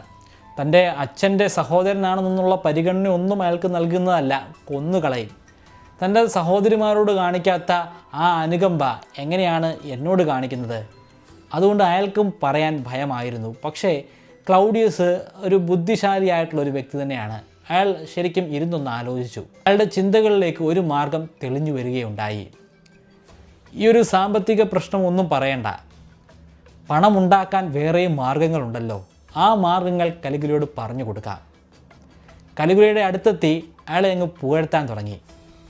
നീ വലിയ ശക്തനായിട്ടുള്ളൊരു ചക്രവർത്തി തന്നെയാണ്. ഈ ചക്രവർത്തി എന്ന് പറയുമ്പോൾ ഇവിടെയുള്ള സകല സ്വത്തുക്കളും ചക്രവർത്തിയുടെ അടിയിൽ തന്നെയാണ് വരുന്നത്. അതിപ്പോൾ സെനറ്റേഴ്സിൻ്റെ സ്വത്താണെങ്കിൽ പോലും അതിൽ കലിഗുലയ്ക്ക് വലിയ അധികാരം തന്നെയുണ്ട്. അത്രയും ശക്തനാണ് കലിഗുല. പക്ഷേ ആ ശക്തി എന്തുകൊണ്ടാണ് നീ ഉപയോഗിക്കാത്തത്? നിൻ്റെ മുൻപിൽ സെനറ്റേഴ്സ് ഉണ്ടല്ലോ. ആ സെനറ്റേഴ്സിൻ്റെ പണം നിനക്ക് പിടിച്ചടക്കാൻ സാധിക്കും. അവരുടെ സ്വത്ത് നിനക്ക് കണ്ടെടുക്കാനായിട്ട് സാധിക്കും. അത് രാജ്യത്തിൻ്റെ സ്വത്താക്കി കഴിഞ്ഞാൽ അത് നിൻ്റെയും സ്വത്തായിട്ട് മാറുന്നതാണ്. അതെങ്ങനെയാണ് സാധ്യമാവുക? കലിഗുല ചോദിക്കുന്നുണ്ട്. അങ്ങനെ സെനറ്റേഴ്സിൻ്റെ എതിരെ ഞാൻ തിരിയുകയാണെങ്കിൽ അത് നിയമവിരുദ്ധമല്ലേ? അത്തരത്തിൽ പണം എടുക്കുകയാണെങ്കിൽ അത് പിന്നീട് സെനറ്റേഴ്സിന് എനിക്കെതിരെ തിരിയാനുള്ള ഒരു വടി ഞാൻ കൊടുക്കുന്നതിന് തുല്യമായിട്ട് മാറുകയില്ലേ? അങ്ങനെയൊന്നും ഉണ്ടാവുകയില്ല. മുമ്പ് ടൈബീരിയസിൻ്റെ കാലത്തുണ്ടായിരുന്ന ഒരു നിയമമുണ്ട്, ട്രീസൺ ലോ. ആ ട്രീസൺ ലോയിലൂടെയാണ് കലിഗുലയ്ക്ക് തൻ്റെ അമ്മയെയും സഹോദരന്മാരെയും നഷ്ടമായത്. പിന്നീട് കലിഗുല അധികാരത്തിൽ വന്നപ്പോൾ ആ ട്രീസൺ ലോ നിരോധിക്കുകയായിരുന്നു. അതായത് രാജാവിനെതിരെ സംസാരിക്കുന്ന വ്യക്തികളെ കൊന്നുകളയാനുള്ള ഒരു നിയമമാണ്. അവർ വിചാരണയൊക്കെ ചെയ്യും, വിചാരണയ്ക്ക് ശേഷം കൊന്നുകളയും. അത് രാജ്യദ്രോഹ കുറ്റമായിട്ട് മാറുന്നതാണ്. അതായത് എന്തെങ്കിലും ഒരു മോശമായിട്ടുള്ള ഒരു തെറ്റ് ഈ സെനറ്റേഴ്സിൻ്റെ ഭാഗത്തു നിന്നോ അല്ലെങ്കിൽ ഉയർന്ന ബ്യൂറോക്രാറ്റ്സിൻ്റെ ഭാഗത്തു നിന്നോ ഉണ്ടാവുകയാണെങ്കിൽ അവരെ കൊന്നുകളഞ്ഞതിന് ശേഷം അവരുടെ സ്വത്തുക്കൾ രാജ്യത്തിൻ്റെ സ്വത്തുക്കളായിട്ട് മാറുന്നതാണ്. ഇതേ ട്രീസൺ ലോ വീണ്ടും കൊണ്ടുവരിക. അങ്ങനെ കൊണ്ടുവന്നു കഴിഞ്ഞാൽ സെനറ്റേഴ്സിൻ്റെ ഇടയിലുള്ള ചതിയന്മാരെ നമുക്ക് വകവരുത്താൻ സാധിക്കും. അവരുടെ സ്വത്തുക്കളൊക്കെ നമ്മുടെ സ്വത്തുക്കളാക്കി മാറ്റാനും സാധിക്കുന്നതാണ്. കലിഗുലയ്ക്ക് അത് മികച്ച ഒരു ആശയമായിട്ട് തോന്നി. എത്രയും പെട്ടെന്ന് തന്നെ അത് നടപ്പിലാക്കാം. അടുത്ത ദിവസം തന്നെ സെനറ്റ് ഹാളിലെ മീറ്റിങ്ങിൽ അയാൾ എത്തിച്ചേരുന്നുണ്ട്. ഒപ്പം ക്ലൗഡിയസ് ഉണ്ട്. ക്ലൗഡിയസിൻ്റെ കയ്യിൽ ചില രേഖകളും ഉണ്ടായിരുന്നു. ആ രേഖകൾ മുൻപിലുണ്ടായിരുന്ന മേശപ്പുറത്ത് വെക്കുകയാണ്. അതിനുശേഷം കുറച്ചധികം നേരം നീണ്ടു നിൽക്കുന്ന ഒരു പ്രസംഗമാണ് കലിഗുലയുടെ ഭാഗത്തു നിന്നും ഉണ്ടാകുന്നത്. ഈ കാണുന്ന പേപ്പറുകളിലേക്ക് നിങ്ങളൊന്ന് നോക്കുക. ഇത് ടൈബീരിയസിൻ്റെ ഡോക്യുമെൻ്റ് ആയിരുന്നു. നിങ്ങൾ പലരും നടത്തിയിട്ടുള്ള പല അഴിമതികളുടെ രേഖകൾ ഇതിൻ്റെ ഉള്ളിലുണ്ട്. മുൻപ് നടന്നിട്ടുണ്ടായിരുന്ന ട്രീസൺ ലോസിൻ്റെ ട്രയലുകൾ, ആ ട്രയലുകളുടെ രേഖകളും ഇതിലുണ്ട്. ഈ രേഖകൾ ആരൊക്കെയാണ് എൻ്റെ അമ്മയ്ക്കെതിരെയും എൻ്റെ സഹോദരന്മാർക്കെതിരെയും സാക്ഷി പറഞ്ഞതെന്ന് വ്യക്തമായിട്ട് എഴുതി വച്ചിട്ടുണ്ട്. ആരൊക്കെയാണ് അവർക്കെതിരെ വോട്ട് ചെയ്തതെന്ന് രേഖപ്പെടുത്തിയിട്ടുണ്ട്. എന്നെ നാട് കടത്തുന്നതിന് പിന്നിൽ പ്രവർത്തിച്ച ആളുകളുടെ ഡീറ്റെയിലുകളുമൊക്കെ വ്യക്തമായിട്ട് തന്നെ ഈ രേഖകൾ കിടപ്പുണ്ട്. സെനറ്റേഴ്സിൻ്റെ ഉള്ളൊന്ന് കാളി. അവർ സ്വയം ചിന്തിക്കുകയായിരുന്നു, ഈ രേഖയല്ലേ കുറച്ച് നാളുകൾക്ക് മുൻപ് ഞങ്ങളുടെ മുൻപിൽ വെച്ച് കത്തിച്ച് കളഞ്ഞത്, അതെങ്ങനെയാണ് വീണ്ടും ഉണ്ടാകുന്നത്? പക്ഷേ ഇത് കലിഗുലയോട് ചോദിക്കാനുള്ള ധൈര്യം അവർക്കുണ്ടായിരുന്നില്ല. പക്ഷേ അവർ ഒരു കാര്യം മനസ്സിലാക്കിയെടുത്തു. അന്ന് ഞങ്ങളുടെ മുൻപിൽ വെച്ച് കത്തിച്ച് കളഞ്ഞത് വെറും പേപ്പറുകൾ മാത്രമായിരുന്നു. യഥാർത്ഥ ഡോക്യുമെൻറ്റുകൾ ഈ മുമ്പിലിരിക്കുന്ന ഡോക്യുമെൻറ്റുകൾ തന്നെയാണ്. വലിയ ചതിയാണ് കലിഗുല ചെയ്തിരിക്കുന്നത്.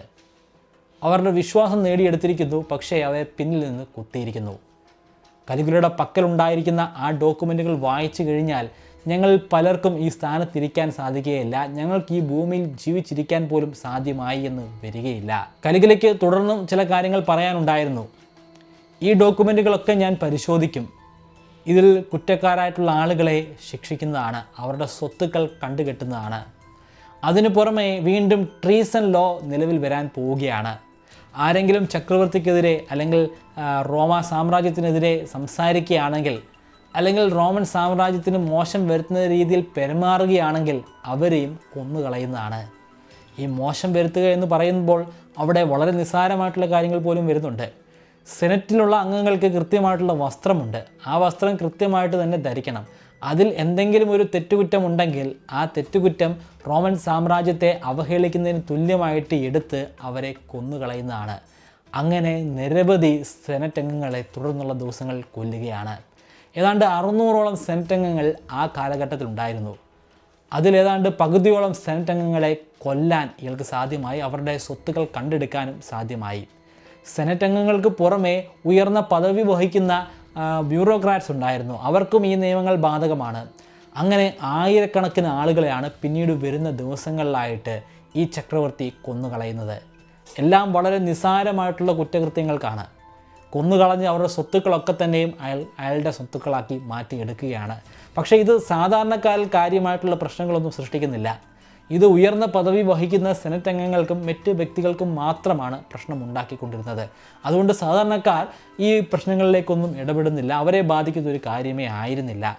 പക്ഷേ അവരിലേക്കും കലികുല എത്തിച്ചേരുന്നുണ്ട്. കാരണം ഇത് നിസ്സാരമായിട്ടുള്ള ആളുകൾ മാത്രമാണ്. അവരുടെ സ്വത്തുക്കൾ കരസ്ഥമാക്കിയത് കൊണ്ട് കാര്യമായിട്ടുള്ള ഒരു സാമ്പത്തിക സുസ്ഥിരാവസ്ഥയൊന്നും നേടിയെടുക്കാൻ കലികുലയ്ക്ക് സാധിക്കുന്നതല്ല. അതുകൊണ്ട് തന്നെ പുതിയതായിട്ട് പല നിയമങ്ങളും സാധാരണക്കാരായിട്ടുള്ള ആളുകളെ ബാധിക്കുന്ന രീതിയിൽ ഉണ്ടാക്കിയെടുക്കുന്നുണ്ട്. പ്രധാനമായിട്ടും ടാക്സിൽ വലിയ വർധനവ് തന്നെ സൃഷ്ടിക്കുകയാണ് അയാൾ ചെയ്യുന്നത്. ആളുകൾക്ക് കൊടുക്കാൻ സാധിക്കുന്നതിനേക്കാളൊക്കെ വളരെ ഉയർന്ന അളവിലുള്ള ടാക്സ്. മറ്റു രാജ്യങ്ങളിലെ ജനങ്ങളെപ്പോലെ അല്ല റോമൻ സാമ്രാജ്യത്തിലെ ജനങ്ങൾ. അതുകൊണ്ട് തന്നെയാണ് റോം ഏറ്റവും ശക്തനായിട്ടുള്ള ഒരു സാമ്രാജ്യമായിട്ട് മാറിയത്. അത് റോമൻ സാമ്രാജ്യം ഭരിച്ചിരുന്ന സെനറ്റ് അംഗങ്ങളുടെയോ അല്ലെങ്കിൽ ചക്രവർത്തിമാരുടെയോ ശക്തി മാത്രമായിരുന്നില്ല, അവിടെ ഉണ്ടായിരുന്ന സാധാരണക്കാരായിട്ടുള്ള ജനങ്ങളുടെ ശക്തി പോലുമായിരുന്നു. അവർ പ്രതിഷേധിക്കും. അവർക്കെതിരെ ഒരു അന്യായം ഉണ്ടായിക്കഴിഞ്ഞാൽ അവർ സമരങ്ങൾ ചെയ്യുന്നതാണ്. വേണ്ടി വന്നാൽ ആയുധമെടുത്തുള്ള സമരങ്ങൾ പോലും അവർ നടപ്പിലാക്കുന്നതാണ്. വലിയ രീതിയിലുള്ള പ്രക്ഷോഭങ്ങൾ റോമൻ തെരുവുകൾ നടക്കാൻ തുടങ്ങി. കലികുലയുടെ പ്രതിമ ഉണ്ടാക്കി അത് കത്തിച്ച് കളയുന്ന രീതിയിലുള്ള പല പ്രക്ഷോഭങ്ങളും നടക്കുകയാണ്. അതായത് നമ്മുടെ നാടുകൾ കാണുന്ന രീതിയിലുള്ള പ്രക്ഷോഭങ്ങൾ ആ കാലഘട്ടത്തിൽ അന്നത്തെ ചക്രവർത്തിക്ക് എതിരെ നടക്കുന്നുണ്ട്. ഇത് കലികുലയ്ക്ക് വലിയ രീതിയിലുള്ള പ്രശ്നങ്ങൾ സൃഷ്ടിക്കുന്നുണ്ട്. കാരണം അയാൾ ഇത്രയും നാൾ കണ്ടത് അയാളെ സ്നേഹിക്കുന്ന ജനങ്ങളെയാണ്. പക്ഷേ ഇപ്പോൾ ജനങ്ങൾ അയാളെ വെറുക്കുകയാണ്. കലികുലയ്ക്ക് ഒരു ആരാധന പുരുഷനായിട്ട് മാറണമായിരുന്നു. അതിനുവേണ്ടിയാണ് അയാളുടെ പേരിൽ തന്നെ ക്ഷേത്രങ്ങൾ പണിതുകൊണ്ടിരുന്നത്. പക്ഷേ ആളുകൾ വെറുക്കുന്നു. അയാൾക്കൊരു ഹീറോ ആയിട്ട് മാറാൻ സാധിക്കുന്നില്ല. വലിയ നിരാശ തന്നെ തോന്നി. ക്ലൗഡിയസിനെ വിളിച്ചു വരുത്തി ഈ കാര്യങ്ങളൊക്കെ അവതരിപ്പിക്കുകയും ചെയ്തു. ഞാൻ എന്താണ് ചെയ്യേണ്ടത്? ജനങ്ങൾ എന്നെ വെറുക്കുന്നു. ജനങ്ങളുടെ സ്നേഹം നേടിയെടുക്കുകയാണ് എൻ്റെ ഏറ്റവും വലിയ ലക്ഷ്യം. എൻ്റെ പൂർവികരും അത്തരത്തിൽ ജനങ്ങളുടെ സ്നേഹം നേടിയെടുത്തവരാണ്. നിങ്ങൾക്ക് എൻ്റെ അച്ഛൻ്റെ കാര്യം അറിയാമല്ലോ. എൻ്റെ അച്ഛൻ്റെ സഹോദരനല്ലേ നിങ്ങൾ? ആ അച്ഛനാണ് ഇപ്പോൾ ചക്രവർത്തിയെങ്കിൽ, ജർമേനിക്കാസ് ആണ് ഇപ്പോൾ ചക്രവർത്തിയെങ്കിൽ, അദ്ദേഹം ഇപ്പോൾ എന്തൊക്കെ കാര്യങ്ങളായിരിക്കും ചെയ്യുക? ക്ലൗഡിയസ് ആദ്യം അയാളെ ശാന്തനാക്കാനാണ് ശ്രമിച്ചത്. ഇതിൽ ആശ്ചര്യപ്പെടേണ്ട ആവശ്യമൊന്നുമില്ല. സാക്ഷാൽ ജൂലിയസ് സീസറിന് പോലും ഒരുപാട് ഹേറ്റേഴ്സ് ഉണ്ടായിരുന്നു. അത്തരത്തിലുള്ള ഹേറ്റേഴ്സായിട്ട് മാത്രം ഇതിനെ കരുതിയാൽ മതി. കാരണം ക്ലൗഡിയസിന് അങ്ങനെ പറയാനേ സാധിക്കുകയുള്ളൂ. നിങ്ങൾ പറയുന്നതൊക്കെ ശരിയാണ്, നിങ്ങളെ ആളുകൾ വെറുക്കുന്നു എന്ന് പറഞ്ഞു കഴിഞ്ഞാൽ ചിലപ്പോൾ കലികുല അയാളെ കൊന്നുകളയാനുള്ളൊരു സാധ്യതയുണ്ട്. പക്ഷേ കലികുലയ്ക്ക് കാര്യങ്ങൾ വ്യക്തമായിരുന്നു. അയാളെ ആളുകൾ വെറുക്കുകയാണ്. സീസറിനെ വെറുത്തതുപോലുള്ളൊരു വെറുപ്പല്ല. സീസറിനെ വെറുത്തെന്ന് പറയുന്നത് സെനറ്റിലുള്ള ചില അംഗങ്ങൾ മാത്രമാണ്. ബാക്കിയുള്ള സാധാരണ ജനങ്ങൾക്കൊക്കെ സീസറിനെ വലിയ കാര്യമായിരുന്നു. പക്ഷേ ഇവിടെ അങ്ങനെയല്ല. ഇവിടെ സാധാരണക്കാരും സെനറ്റ് അംഗങ്ങളും എല്ലാവരും കലികുലയെ വെറുത്തുകൊണ്ടിരിക്കുകയാണ്. അത് കലികുലയ്ക്ക് വ്യക്തമായിട്ട് തന്നെ അറിയാം. ക്ലൗഡിയസിനോട് പറയുകയാണ്, അങ്ങനല്ല, ശരിക്കും ആളുകൾ എന്നെ വെറുക്കുകയാണ്. എനിക്ക് ആ വെറുപ്പ് മാറ്റിയെടുക്കണം. എൻ്റെ അച്ഛൻ ഈ സ്ഥാനത്തുണ്ടായിരുന്നെങ്കിൽ എന്തായിരിക്കും ചെയ്യുക? അതെനിക്കൊന്ന് പറഞ്ഞതാ, അതുപോലെ ഞാൻ ചെയ്യാം. ക്ലൗഡിയസ് പറയുന്നത്, ജർമേനിക്കാസ് ഒരിക്കലും ചക്രവർത്തിയൊന്നും ആയിട്ടില്ല, പക്ഷേ ആളുകൾക്ക് വലിയ സ്നേഹം തന്നെ ആയിരുന്നു. അയാളൊരു യുദ്ധവീരനായിരുന്നു. എപ്പോഴും ചേട്ടൻ യുദ്ധമുഖത്ത് തന്നെ ഉണ്ടായിരുന്നു. യുദ്ധത്തിൽ ഒരുപാട് നേട്ടങ്ങൾ കൈവരിക്കാൻ സാധ്യമായിട്ടുണ്ടായിരുന്നു. ഒരുപാട് യുദ്ധങ്ങൾ നടന്നിരുന്ന ഒരു കാലഘട്ടം കൂടിയായിരുന്നു അത്. പക്ഷേ ഇപ്പോൾ സമാധാനത്തിൻ്റെ ഒരു കാലഘട്ടമാണ്. നമ്മൾ ഒരുപാട് ശക്തരായിട്ട് മാറിയിരിക്കുകയാണ്. ആരും നമ്മളെ ആക്രമിച്ച് ഇങ്ങോട്ട് വന്നു ചേരുന്നില്ല. അതുകൊണ്ട് തന്നെ ഇവിടെ ഒരു യുദ്ധത്തിൻ്റെ ആവശ്യമില്ല. യുദ്ധത്തിലൂടെയാണ് ജർമേനിക്കാസ് ഈ നേട്ടങ്ങളൊക്കെ തന്നെയും കൈവരിച്ചത്. കലികുലയ്ക്ക് പെട്ടെന്നൊരാശയം തോന്നി, ഒരു യുദ്ധം അങ്ങ് നടത്തിയാലോ? ഇങ്ങോട്ട് ആരും ആക്രമിച്ചു വരുന്നില്ല, സത്യമായിട്ടുള്ള കാര്യമാണ്. പക്ഷേ നമുക്ക് അങ്ങോട്ട് ആക്രമിച്ച് പോകാമല്ലോ. ഏതെങ്കിലും ഒരു ചെറിയ രാജ്യത്തെ ആക്രമിച്ച് പോയിട്ട് വലിയ കാര്യമൊന്നുമില്ല. വലിയ നേട്ടങ്ങൾ കൈവരിക്കണമെങ്കിൽ, ജനങ്ങളുടെ വലിയ പ്രീതി പിടിച്ചു പറ്റണമെങ്കിൽ ഇതിനു മുൻപ് ചക്രവർത്തിമാരൊന്നും ചെയ്തിട്ടില്ലാത്ത രീതിയിലുള്ള ഒരു ആക്രമണമാണ് നടത്തേണ്ടത്. ബ്രിട്ടനെ അങ്ങ് ആക്രമിച്ച് കീഴ്പ്പെടുത്തിയാലോ? ക്ലൗഡിയസ് ഒന്നും ഞെട്ടിപ്പോയി. ബ്രിട്ടൻ എന്ന് പറയുമ്പോൾ എല്ലാവർക്കും ഞെട്ടലാണ് റോമക്കാർക്ക്. കാരണം ബ്രിട്ടീഷുകാർ അതിശക്തരാണെന്നാണ് ഇവർ കരുതി പോന്നിരുന്നത്. ഇവരെ സംബന്ധിച്ചിടത്തോളം അമാനുഷിക ശക്തിയുള്ള ഒരുപാട് പട്ടാളക്കാർ ബ്രിട്ടീഷുകാർക്കിടയിലുണ്ട്. കൂടാതെ രാക്ഷസന്മാരെ പോലുള്ള ഒരുപാട് വ്യക്തികളും ഈ ബ്രിട്ടനിലുണ്ട്. ഇതൊക്കെ വർഷങ്ങളായിട്ട് പറഞ്ഞു പരത്തുന്ന ചില ഊഹാപോഹങ്ങൾ മാത്രമാണ്. പക്ഷേ ആ ഒരു കാലഘട്ടത്തിൽ ഇതൊക്കെ അന്ധമായിട്ട് പലരും വിശ്വസിച്ച് പോന്നിരുന്നു. ക്ലൗഡിയസും മറ്റ് സൈനികരും ഒക്കെ ഇത് വിശ്വസിച്ചിരുന്ന കാര്യം തന്നെയാണ്. ബ്രിട്ടീഷുകാരെ ഈ തലമുറയിലുള്ള ഒരു റോമക്കാരും ശരിക്കും നേരിട്ടൊന്നും കണ്ടിട്ട് പോലുമില്ല. ബ്രിട്ടൻ വളരെ അധികം അകലെയുള്ള ഒരു രാജ്യമാണ്. അതൊരു ദ്വീപ് രാഷ്ട്രമാണ്, ഒറ്റപ്പെട്ട് കിടക്കുന്ന ഒരു ദ്വീപാണ്. അവിടേക്ക് എത്തപ്പെടാൻ വളരെ പ്രയാസമാണ്. മെഡിറ്ററേനിയൻ സീയിലൂടെ യാത്ര ചെയ്യുന്നത് പോലെയല്ല ഇംഗ്ലീഷ് ചാനൽ നീന്തി അപ്പുറത്തെത്തുക എന്ന് പറയുന്നത് വളരെ പ്രയാസമാണ്. അതിന് റോമൻ സാമ്രാജ്യത്തിലെ ചക്രവർത്തിമാർ മുൻപ് മുതിർന്നിട്ടൊന്നുമില്ല. പക്ഷേ സീസറിൻ്റെ കാലഘട്ടത്തിൽ അങ്ങ് ഇംഗ്ലീഷ് ചാനൽ വരെ എത്തിച്ചേരുകയുണ്ടായി. പക്ഷേ ബ്രിട്ടനിലേക്ക് പടനയിച്ച് പോയിരുന്നില്ല.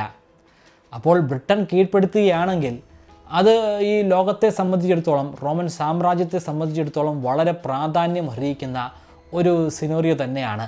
അതിലൂടെ കലിഗുലയ്ക്ക് വലിയ നേട്ടങ്ങൾ കരസ്ഥമാക്കാൻ സാധിക്കുന്നതാണ്. ബ്രിട്ടന് നല്ല സാമ്പത്തിക സ്ഥിതിയുമുണ്ട്. അപ്പോൾ അവരെ തോൽപ്പിച്ചു കഴിഞ്ഞാൽ അവിടെ നിന്നും ഈ സാമ്പത്തികമെല്ലാം റോമിലേക്ക് എത്തിക്കാനായിട്ട് സാധിക്കുന്നതാണ്. ഇവിടുത്തെ സാമ്പത്തിക പ്രശ്നങ്ങളൊക്കെ അവസാനിപ്പിക്കാനും സാധ്യമാകുന്നതാണ്. ക്ലൗഡിയസ് പിന്തിരിപ്പിക്കാനായിട്ടൊന്ന് ശ്രമിച്ചു നോക്കിയെങ്കിൽ പോലും പരാജയമായിരുന്നു. കലിഗുലയോട് ഒരുപാട് അങ്ങ് എതിർത്ത് പറയാനും സാധിക്കുന്നതല്ല. ഒടുവിൽ ആ യുദ്ധം തന്നെ ആരംഭിക്കുകയാണ്. യുദ്ധമുഖത്തേക്ക് യാത്ര ചെയ്യണമെങ്കിൽ, അതായത് ഈ ബ്രിട്ടനിലേക്ക് എത്തിച്ചേരണമെങ്കിൽ ആയിരക്കണക്കിന് കിലോമീറ്ററുകൾ യാത്ര ചെയ്യേണ്ടതായിട്ടുണ്ട് ബ്രിട്ടൻ വരെ. അത് കാൽനടയായിട്ടും കുതിരപ്പുറത്തുമായിട്ടും ഒക്കെ നടപ്പിലാക്കണം. പക്ഷേ അങ്ങനെ നടപ്പിലാക്കിയാൽ പോലും നമുക്ക് ഇംഗ്ലീഷ് ചാനലിൻ്റെ ആ സമുദ്രത്തിൻ്റെ അതിർത്തി വരെ മാത്രമേ എത്തിച്ചേരാൻ സാധിക്കുകയുള്ളൂ. അത് കഴിഞ്ഞു പോകണമെങ്കിൽ ഒന്നെങ്കിൽ ഇംഗ്ലീഷ് ചാനൽ നീന്തി കിടക്കണം. അത് അത്ര എളുപ്പമുള്ളൊരു കാര്യമൊന്നുമല്ല, സാധാരണക്കാർക്കൊന്നും സാധ്യമാകുന്ന കാര്യമല്ല. ചിലപ്പോൾ കുറച്ച് പട്ടാളക്കാർക്കൊക്കെ സാധ്യമായേക്കും. പിന്നെയുള്ള മാർഗം എന്ന് പറയുന്നത് കപ്പലുകളാണ്. റോമൻ സാമ്രാജ്യത്തിന് കപ്പലുകളുണ്ട്, പക്ഷേ അതൊക്കെ മെഡിറ്ററേനിയൻ സീയിലൂടെ പോകുന്ന ചെറിയ തരത്തിലുള്ള കപ്പലുകളാണ്. കപ്പലുകൾ എന്നൊക്കെ പറയുമ്പോൾ ഈ കാലഘട്ടത്തിലെ പടക്കപ്പലുകളായിട്ടൊന്നും താരതമ്യപ്പെടുത്തരുത്. ഒരു വലിയ ബോട്ടായിട്ടൊക്കെ കരുതിയാൽ മതി. അപ്പോൾ അത്തരത്തിലുള്ള നിരവധി ബോട്ടുകളുണ്ട്. ഈ ബോട്ടുകളിലൂടെ എല്ലാ പട്ടാളക്കാർക്കും അവിടെ എത്തിച്ചേരാൻ സാധിക്കുന്നതല്ല. പിന്നെ ദിവസങ്ങളോളം, മാസങ്ങളോളം നീണ്ടു നിൽക്കുന്ന യാത്രയാണ് ഇവരുടെ ഈ മെഡിറ്ററേനിയൻ സീയിലൂടെ അപ്പുറത്ത് ഇംഗ്ലീഷ് ചാനൽ വരെ എത്തിച്ചേരുക എന്ന് പറയുന്നത്. അത് ഇവരെ കൊണ്ട് താങ്ങാൻ സാധിക്കുന്നതിനും അപ്പുറമാണ്. ഇതിനു മുൻപ് ഇവരാരും തന്നെ അത്തരത്തിലുള്ള യാത്രകൾ ചെയ്തിട്ടില്ല. ഒരു മാർഗമെന്ന് പറയുന്നത് കപ്പലുകളൊക്കെ തന്നെയും അവിടേക്ക് യാത്ര ചെയ്യട്ടെ. ഒരുപാട് കപ്പലുകൾ ഉണ്ടെങ്കിലും എല്ലാ സൈനികരെയും അതിൽ ഉൾപ്പെടുത്താൻ സാധിക്കുന്നതല്ല. എല്ലാവരും അതിൽ കയറി പോകേണ്ട ആവശ്യവുമില്ല. എല്ലാവർക്കുമുള്ള ഭക്ഷ്യസാധനങ്ങൾ അതിൽ സൂക്ഷിച്ചു വെക്കാനും പ്രയാസമാണ്. ആ കപ്പൽ ഓപ്പറേറ്റ് ചെയ്യാൻ സാധിക്കുന്ന ആൾക്കാർ മാത്രം അതിൽ യാത്ര ചെയ്ത് കപ്പലുകൾ ഈ ഇംഗ്ലീഷ് ചാനലിൻ്റെ ബോർഡറിൽ എത്തിക്കുക. ഇതേസമയം കാൽനടയായിട്ട് സൈനികരെല്ലാവരും, കാൽനടയായിട്ടും കുതിരപ്പുറത്തൊക്കെ ആയിട്ട് സൈനികരെല്ലാവരും ഇംഗ്ലീഷ് ചാനലിൻ്റെ ബോർഡറിൽ എത്തിച്ചേരും. അവിടെ നിന്ന് ഈ കപ്പലിലേറി ബ്രിട്ടനിലേക്ക് യാത്ര ചെയ്യാം. അവിടെ പോയി അവരെ കീഴ്പ്പെടുത്തുക. ഇതാണ് തീരുമാനം. പട്ടാളക്കാർക്ക് വലിയ ഭയമാണ്, ജനറൽമാർക്ക് പോലും വലിയ ഭയം തന്നെയാണ്. പക്ഷേ കലിഗുലയ്ക്ക് എതിരെ സംസാരിക്കാൻ അവർക്ക് സാധ്യമാകുന്നില്ല. അങ്ങനെ ആ സൈന്യം യാത്ര പുറപ്പെടുകയാണ്. ആവശ്യത്തിന് വേണ്ട ഭക്ഷണ സാധനങ്ങളുമൊക്കെ ആയിട്ടാണ് ഒരു വലിയ പട അവിടേക്ക് യാത്ര ചെയ്യുന്നത്. ഒരുപാട് ദിവസങ്ങൾ നീണ്ടു നിൽക്കുന്ന യാത്രയാണ്. യാത്രയിൽ ഇടയ്ക്കൊക്കെ അവർ വിശ്രമിക്കുന്നുമുണ്ട്. പോകുന്ന വഴിക്ക് രാത്രികാലങ്ങളിലൊക്കെ ടെൻറ്റുകൾ കെട്ടി അവിടെ അന്തി ഉറങ്ങുന്നുണ്ട്. അങ്ങനെ ദിവസങ്ങൾ കടന്നുപോയി. ദിവസങ്ങൾ കടന്നു പോകുന്നതനുസരിച്ച് അവരുടെ പക്കലുണ്ടായിരുന്ന ഭക്ഷ്യസാധനങ്ങളിലും വലിയ കുറവുകൾ തന്നെ സംഭവിക്കാൻ തുടങ്ങി. ആളുകൾക്കൊക്കെ വലിയ ഭയം തന്നെയാണ്. ഇനിയിപ്പോൾ ഇംഗ്ലീഷ് ചാനലിൽ നീന്തി കടന്ന് അങ്ങേ കരയിൽ എത്തിച്ചേർന്നാൽ പോലും അവിടെ ഏതാണ്ട് 300 അടിയോളം ഉയരത്തിലുള്ള വലിയ ക്ലിഫുകളുണ്ട്. ആ ക്ലിഫുകൾ കയറി എങ്ങനെയാണ് ബ്രിട്ടനിൽ എത്തിച്ചേരുക? ഇനി ആ ക്ലിഫും കീഴടക്കി ബ്രിട്ടനിൽ എത്തിച്ചേർന്നാൽ പോലും അവിടെയുള്ള രാക്ഷസന്മാരെ പോലുള്ള ആളുകൾ, അവരെക്കുറിച്ചൊന്നും കേട്ടിട്ടും കണ്ടിട്ടൊന്നുമില്ല. പക്ഷേ പല ചരിത്രകാരന്മാരും എഴുതി വച്ചിട്ടുള്ള ചില കാര്യങ്ങളിലൂടെ അല്ലെങ്കിൽ പറഞ്ഞറിഞ്ഞിട്ടുള്ള ചില കാര്യങ്ങളിലൂടെ അത്തരത്തിലുള്ള രാക്ഷസന്മാരുണ്ട്. അവരെ കീഴ്പ്പെടുത്താൻ ഒരിക്കലും സാധാരണക്കാരായിട്ടുള്ള റോമക്കാർക്ക് സാധ്യമാവുകയില്ല. ഇങ്ങനെ വലിയ രീതിയിലുള്ള ഭയമുണ്ട്. ഭയം അവർ പരസ്പരം പ്രകടിപ്പിക്കുന്നുമുണ്ട്. പലരും അലസരായിട്ടാണ് യാത്ര ചെയ്യുന്നത്. ഭയം കാരണം തന്നെയാണ്. പിന്നെ പട്ടിണിയും ഒരു കാരണം തന്നെയാണ്. കാരണം അവരുടെ റേഷൻ വിഹിതം കുറച്ചിട്ടുണ്ട്. ആദ്യമൊക്കെ അവർക്ക് ധാരാളമായിട്ട് ഭക്ഷണം കഴിക്കാമായിരുന്നു. പക്ഷേ ഭക്ഷണത്തിൻ്റെ എണ്ണം കുറവ് വന്നതോടുകൂടി ജനറൽമാർ ഒരു ഓർഡർ ഇറക്കി. എല്ലാവർക്കും പ്രത്യേകമായിട്ട് റേഷനുണ്ട്. ആ റേഷൻ മാത്രം കഴിക്കാം. ദിവസങ്ങൾ കഴിയുന്നതനുസരിച്ച് ആ റേഷനിലും കുറവ് വരുത്തിക്കൊണ്ട് തന്നെ ഇരുന്നു. അങ്ങനെയാണ് ഇവർ കുറേ കൂടെ അലസരായിട്ട് വളരെ പതിഞ്ഞ വേഗതയിൽ നടക്കാനായിട്ട് തുടങ്ങിയത്.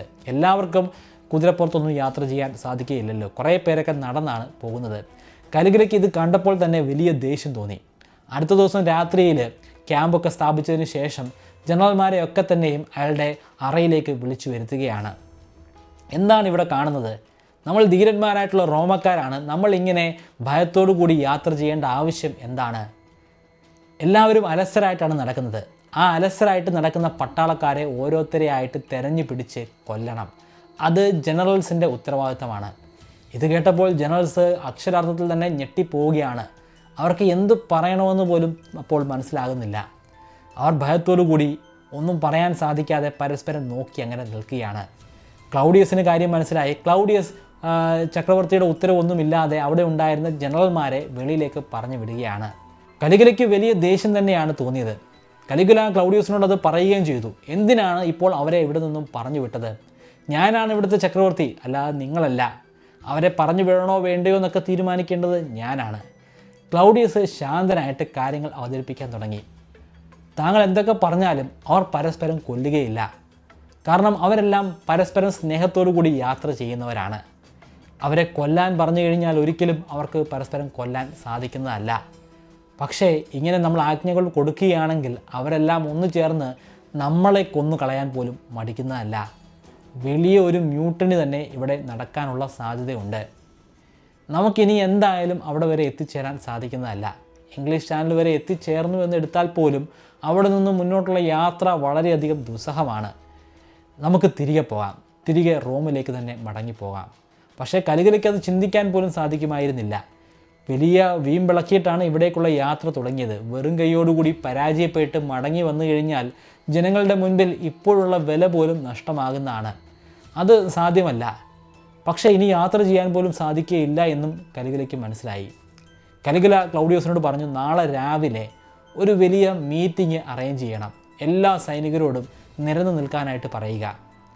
ക്ലൗഡിയസ് ഈ കാര്യം ജനറൽസിനെ എല്ലാം അറിയിച്ചു. അടുത്ത ദിവസം രാവിലെ തന്നെ സൈനികരുടെ ഒരു വലിയ കൂട്ടം അവിടെ നിരന്നു നിൽക്കാൻ തുടങ്ങി. ഒരുപാട് പേരുണ്ട്, എല്ലാവരും അവശരാണ്. കലിഗുല അവരുടെ അരികിലൂടെ നടന്നുപോയി. അതിൽ നിന്നും ചില സൈനികരെയൊക്കെ അയാൾ തിരഞ്ഞെടുക്കുന്നുണ്ട്. അവരെ പ്രത്യേകമായിട്ട് മാറ്റി നിർത്തുകയും ചെയ്യുന്നുണ്ട്. അങ്ങനെ ഏതാണ്ട് 100ഓളം ആളുകളെ പ്രത്യേകമായിട്ട് തരംതിരിച്ച് മാറ്റി നിർത്തി. അവർക്കെല്ലാവർക്കും ഒരു പ്രത്യേകത ഉണ്ടായിരുന്നു. അവരൊക്കെ ഒരു സാധാരണ റോമാക്കാരുടെ ശരീരപ്രകൃതി ഉണ്ടായിരുന്ന ആളുകളല്ല. ഒറ്റനോട്ടത്തിൽ കണ്ടു കഴിഞ്ഞാൽ റോമാക്കാരല്ലാത്ത മറ്റേതോ ബാർബേറിയൻസ് ആണെന്നേ തോന്നുകയുള്ളൂ. ശേഷം ക്ലൗഡിയസിനോട് പറഞ്ഞു, ഇവർക്കെല്ലാം ധരിക്കാനായിട്ട് ബാർബേറിയൻസിൻ്റെ വസ്ത്രം കൊടുക്കുക, എന്നിട്ട് ഇവരെയെല്ലാം ചങ്ങല കൊണ്ട് ബന്ധിക്കുക. ഇവരാണ് ബ്രിട്ടീഷുകാർ.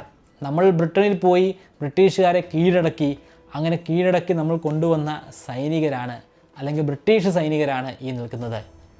ഇവരെ നമുക്ക് നമ്മുടെ നാട്ടിലേക്ക് കൊണ്ടുവരാം, എന്നിട്ടൊരു പരേഡ് തന്നെ നടത്താം. ആളുകൾ നമ്മളെ പൂവിട്ട് പൂജിക്കുന്നതാണ്. റോമൻ ചരിത്രത്തിൽ തന്നെ ഏറ്റവും വലിയ ഒരു ചരിത്രമായിട്ട് ഇത് രേഖപ്പെടുത്തുന്നതുമാണ്. ബ്രിട്ടനെ കീഴടക്കിയ ആദ്യത്തെ റോമൻ ചക്രവർത്തി. ഇത് കേട്ട സൈനികർ ശരിക്കും ഭയന്നു പോകുന്നുണ്ട്. ഞങ്ങളെ കൊല്ലാൻ പോവുകയാണോ എന്ന് പോലും അവർക്ക് തോന്നിപ്പോയി. പക്ഷേ കലിഗുല അപ്പോൾ തന്നെ അവരെ സമാധാനപ്പെടുത്തുകയാണ്. നിങ്ങൾ ഭയപ്പെടേണ്ട ആവശ്യമില്ല. പരേഡിന് ശേഷം നിങ്ങളെ തിരികെ സൈന്യത്തിലേക്ക് തന്നെ എടുക്കുന്നതാണ്. ഇങ്ങനെ പിടിച്ചെടുത്ത ബാർബേറിയൻസിനെ കൊന്നു എന്നുള്ള ഒരു വാർത്ത നമുക്ക് പ്രചരിപ്പിക്കാം. പക്ഷേ നിങ്ങൾക്ക് നമ്മുടെ സൈനികരായിട്ട് തന്നെ തുടർന്ന് പോകാൻ സാധിക്കുന്നതാണ്. അവിടെ ഉണ്ടായിരുന്ന ജനറൽസിനൊക്കെ ഇതിനോട് വലിയ എതിർപ്പുണ്ടായിരുന്നു. പക്ഷേ ആരും ആ എതിർപ്പ് പ്രകടിപ്പിച്ചില്ല. അവർ തിരികെ വലിയ വിജയം ആഘോഷിച്ചുകൊണ്ട് തന്നെ മടങ്ങി വരികയാണ് റോമിലേക്ക്. റോമിൻ്റെ തെരുവിലൂടെ ഇത്തരത്തിൽ സൈനികരെ അണിനിരത്തി സഞ്ചരിച്ചപ്പോൾ വലിയ രീതിയിലുള്ള ആദരവ് തന്നെ കലിഗുലയ്ക്ക് ലഭ്യമാകുന്നുണ്ട്. അവർ വിചാരിച്ചതുപോലെ തന്നെ പൂവിട്ട് പൂജിക്കുകയാണ് റോമൻ സാമ്രാജ്യത്തിലെ ആളുകൾ. പക്ഷേ എല്ലാവരെയും ഇങ്ങനെ മണ്ടന്മാരാക്കാൻ സാധിക്കുമായിരുന്നില്ല. അവിടെ സെനറ്റിലുണ്ടായിരുന്ന കുറേയധികം ആളുകൾക്ക് ഇതിൻ്റെ ഉള്ളിലുള്ള കള്ളത്തരം മനസ്സിലായി. അവർ ക്ലൗഡിയസിനെ വന്ന് കണ്ട് ഈ കാര്യം ബോധ്യപ്പെടുത്തുന്നുണ്ട്. നമ്മുടെ ചക്രവർത്തി സ്വന്തം സൈനികരെ തന്നെയാണ് ഇത്തരത്തിൽ ബ്രിട്ടീഷുകാരുടെ കുപ്പായം അണിയിപ്പിച്ച് തെരുവിലൂടെ ഒരു പ്രഹസനമായിട്ട് കൊണ്ടു നടന്നത്. അത് എല്ലാവർക്കും മനസ്സിലായിട്ടില്ല, പക്ഷേ ഞങ്ങൾ സെനറ്റ് അംഗങ്ങൾക്ക് മനസ്സിലായിട്ടുണ്ട്. ഇതിങ്ങനെ തുടർന്ന് കൊണ്ടുപോകാൻ സാധിക്കുന്നതല്ല. റോം വലിയ രീതിയിലുള്ള പ്രശ്നങ്ങളിലൂടെ കടന്നു പോവുകയാണ്. ഈ അധികാര സ്ഥാനത്ത് നിന്ന് കലികുല മാറണം. കലികുല ചക്രവർത്തിയായിട്ടൊക്കെ തുടർന്ന് പോയിക്കോട്ടെ, പക്ഷേ അധികാരം പൂർണ്ണമായിട്ടും ഇനി സെനറ്റിലായിരിക്കണം ഉണ്ടായിരിക്കേണ്ടത്. അധികാര കൈമാറ്റം എത്രയും പെട്ടെന്ന് തന്നെ നടപ്പിലാക്കണം. ക്ലൗഡിയസ് ചോദിച്ചു, നിങ്ങൾക്ക് തോന്നുന്നുണ്ടോ കലികുല അങ്ങനെ ഒരു പ്രവൃത്തി ചെയ്യുമെന്ന്? അയാൾ ഒരിക്കലും ഇത് ചെയ്യുകയില്ല. അങ്ങനെയാണെങ്കിൽ നിങ്ങൾ മറ്റൊരു കാര്യം ഞങ്ങൾക്ക് വേണ്ടി ചെയ്തു തരണം. അയാളെ ഒറ്റപ്പെടുത്തണം. അയാളെ ഒറ്റയ്ക്ക് കുറച്ച് നേരത്തേക്ക് എവിടെയെങ്കിലും കൊണ്ടുപോയി നിർത്തണം. അങ്ങനെ നിർത്തി തന്നു കഴിഞ്ഞാൽ പിന്നെ കലികുല ഇവിടെ ഉണ്ടായിരിക്കുകയില്ല എന്നുള്ള ഉറപ്പ് ഞങ്ങൾക്ക് തരാൻ സാധിക്കും. പിന്നീട് ഈ അധികാരം മുഴുവനും സെനറ്റിനായിരിക്കും ഉണ്ടായിരിക്കുക. നിങ്ങൾക്ക് കൺസ്യൂളായിട്ട് തുടരാൻ സാധിക്കുന്നതാണ്. ഇവിടെ ചക്രവർത്തി ഉണ്ടായിരിക്കുന്നതല്ല, ഇവിടെ വീണ്ടും ഒരു റിപ്പബ്ലിക്കായിട്ട് മാറുന്നതാണ്. അത് എത്രയും പെട്ടെന്ന് തന്നെ നടപ്പിലാക്കണം. മനസ്സില്ലാ മനസ്സോടുകൂടി തന്നെയാണ് ക്ലൗഡിയസ് അത് സമ്മതിച്ചത്. കാരണം എന്തെങ്കിലും ഒരു പാകപ്പിഴ സംഭവിക്കുകയാണെങ്കിൽ ആദ്യം തല അറക്കപ്പെടുക ക്ലൗഡിയസിൻ്റെ തലയായിരിക്കും. അതയാൾക്ക് വ്യക്തമായിട്ട് തന്നെ അറിയാമായിരുന്നു. പക്ഷേ ഇത് നല്ലൊരു ആശയം തന്നെയാണെന്ന് ക്ലൗഡിയസിന് ബോധ്യമുണ്ട്. അതുകൊണ്ട് അയാൾ കാസിയസിനെ വിളിച്ചു വരുത്തുന്നുണ്ട് രഹസ്യമായിട്ടുള്ള ഒരു സംഭാഷണത്തിന്. കാസിയസ് ആണ് ഇപ്പോൾ പ്രൊട്ടേറിയൻ ഗാർഡിൻ്റെ തലവൻ. അതായത് ചക്രവർത്തിയുടെ പേഴ്സണൽ ഗാർഡിൻ്റെ തലവനാണ് കാസിയസ്. കാസിയസിൻ്റെ സമ്മതമില്ലാതെ അല്ലെങ്കിൽ അയാളെ ഒപ്പം കൂട്ടാതെ ഒരിക്കലും ഇത് യാഥാർത്ഥ്യമാക്കാൻ സാധിക്കുന്നതല്ല. കാരണം പ്രൊട്ടേറിയൻ ഗാർഡ് സെനറ്റിൻ്റെ അണ്ടറിൽ വരുന്നതല്ല, അത് പൂർണ്ണമായിട്ടും ചക്രവർത്തിയുടെ കീഴിൽ മാത്രമാണ് വരുന്നത്. ചക്രവർത്തി ആരെങ്കിലും ആക്രമിക്കാൻ ശ്രമിച്ചു കഴിഞ്ഞാൽ പ്രൊട്ടേറിയൻ ഗാർഡിന് വളരെ അനായാസമായിട്ട് അവരെ വകവരുത്താൻ സാധിക്കുന്നതാണ്. സെനറ്റിലുള്ള അംഗങ്ങളെ ഒക്കെ തന്നെയും, എന്തിന് ക്ലൗഡിയസിനെ പോലും വകവരുത്തുന്നതാണ്.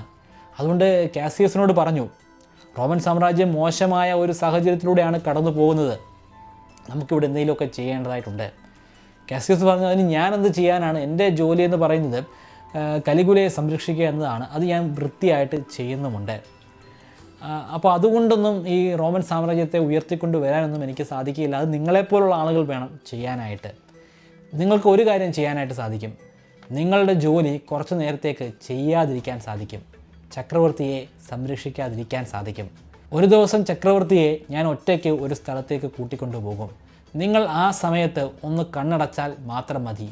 ബാക്കി കാര്യങ്ങൾ സെനറ്റ് അംഗങ്ങൾ തന്നെ ചെയ്തോളും. കാസിയസിന് ആ കേട്ട കാര്യം വിശ്വസിക്കാൻ പോലും സാധ്യമായിരുന്നില്ല.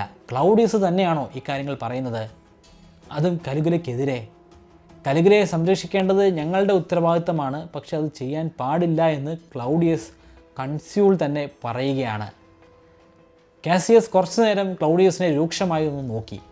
അതിനുശേഷം ദേഷ്യപ്പെട്ട് അവിടെ നിന്നും അയാൾ തിരിഞ്ഞു നടന്നു പോവുകയാണ്. ക്ലൗഡിയസിന് വീണ്ടും ഭയമായി. കാസിയസ് ഒപ്പം നിന്നില്ല എന്ന് മാത്രമല്ല, കാസിയസിന് ഇതിനോട് വലിയ അമർഷമുണ്ട്. അയാൾ മടങ്ങിപ്പോയിരിക്കുകയാണ്.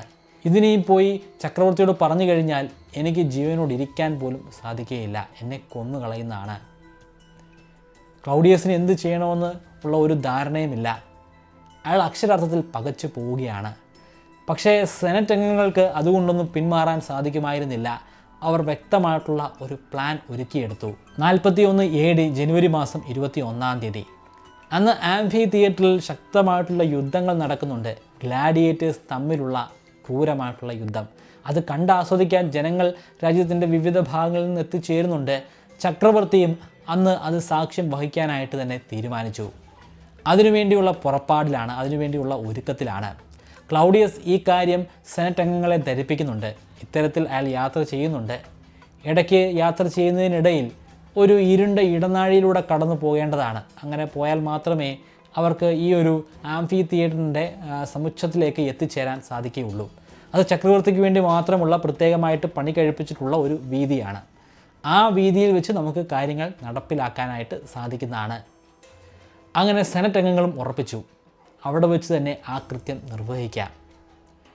ചക്രവർത്തി അപ്പോൾ ഒറ്റയ്ക്കായിരിക്കുകയില്ല, തീർച്ചയായിട്ടും അയാളോടൊപ്പം പ്രൊട്ടേറിയൻ ആർമി ഉണ്ടായിരിക്കും. പക്ഷേ പ്രൊട്ടേറിയൻ ഗാർഡ് പൂർണ്ണമായിട്ട് കാണുകയില്ല. 2-3 പേര് മാത്രമേ ആ ഒരു ഇടുങ്ങിയ ഇടനാഴിയിലൂടെ നടന്നു പോവുകയുള്ളൂ. തീർച്ചയായിട്ടും കാസിയസ് ഒപ്പം ഉണ്ടായിരിക്കും. എന്തായാലും വരുന്നത് പോലെ തന്നെ വരട്ടെ.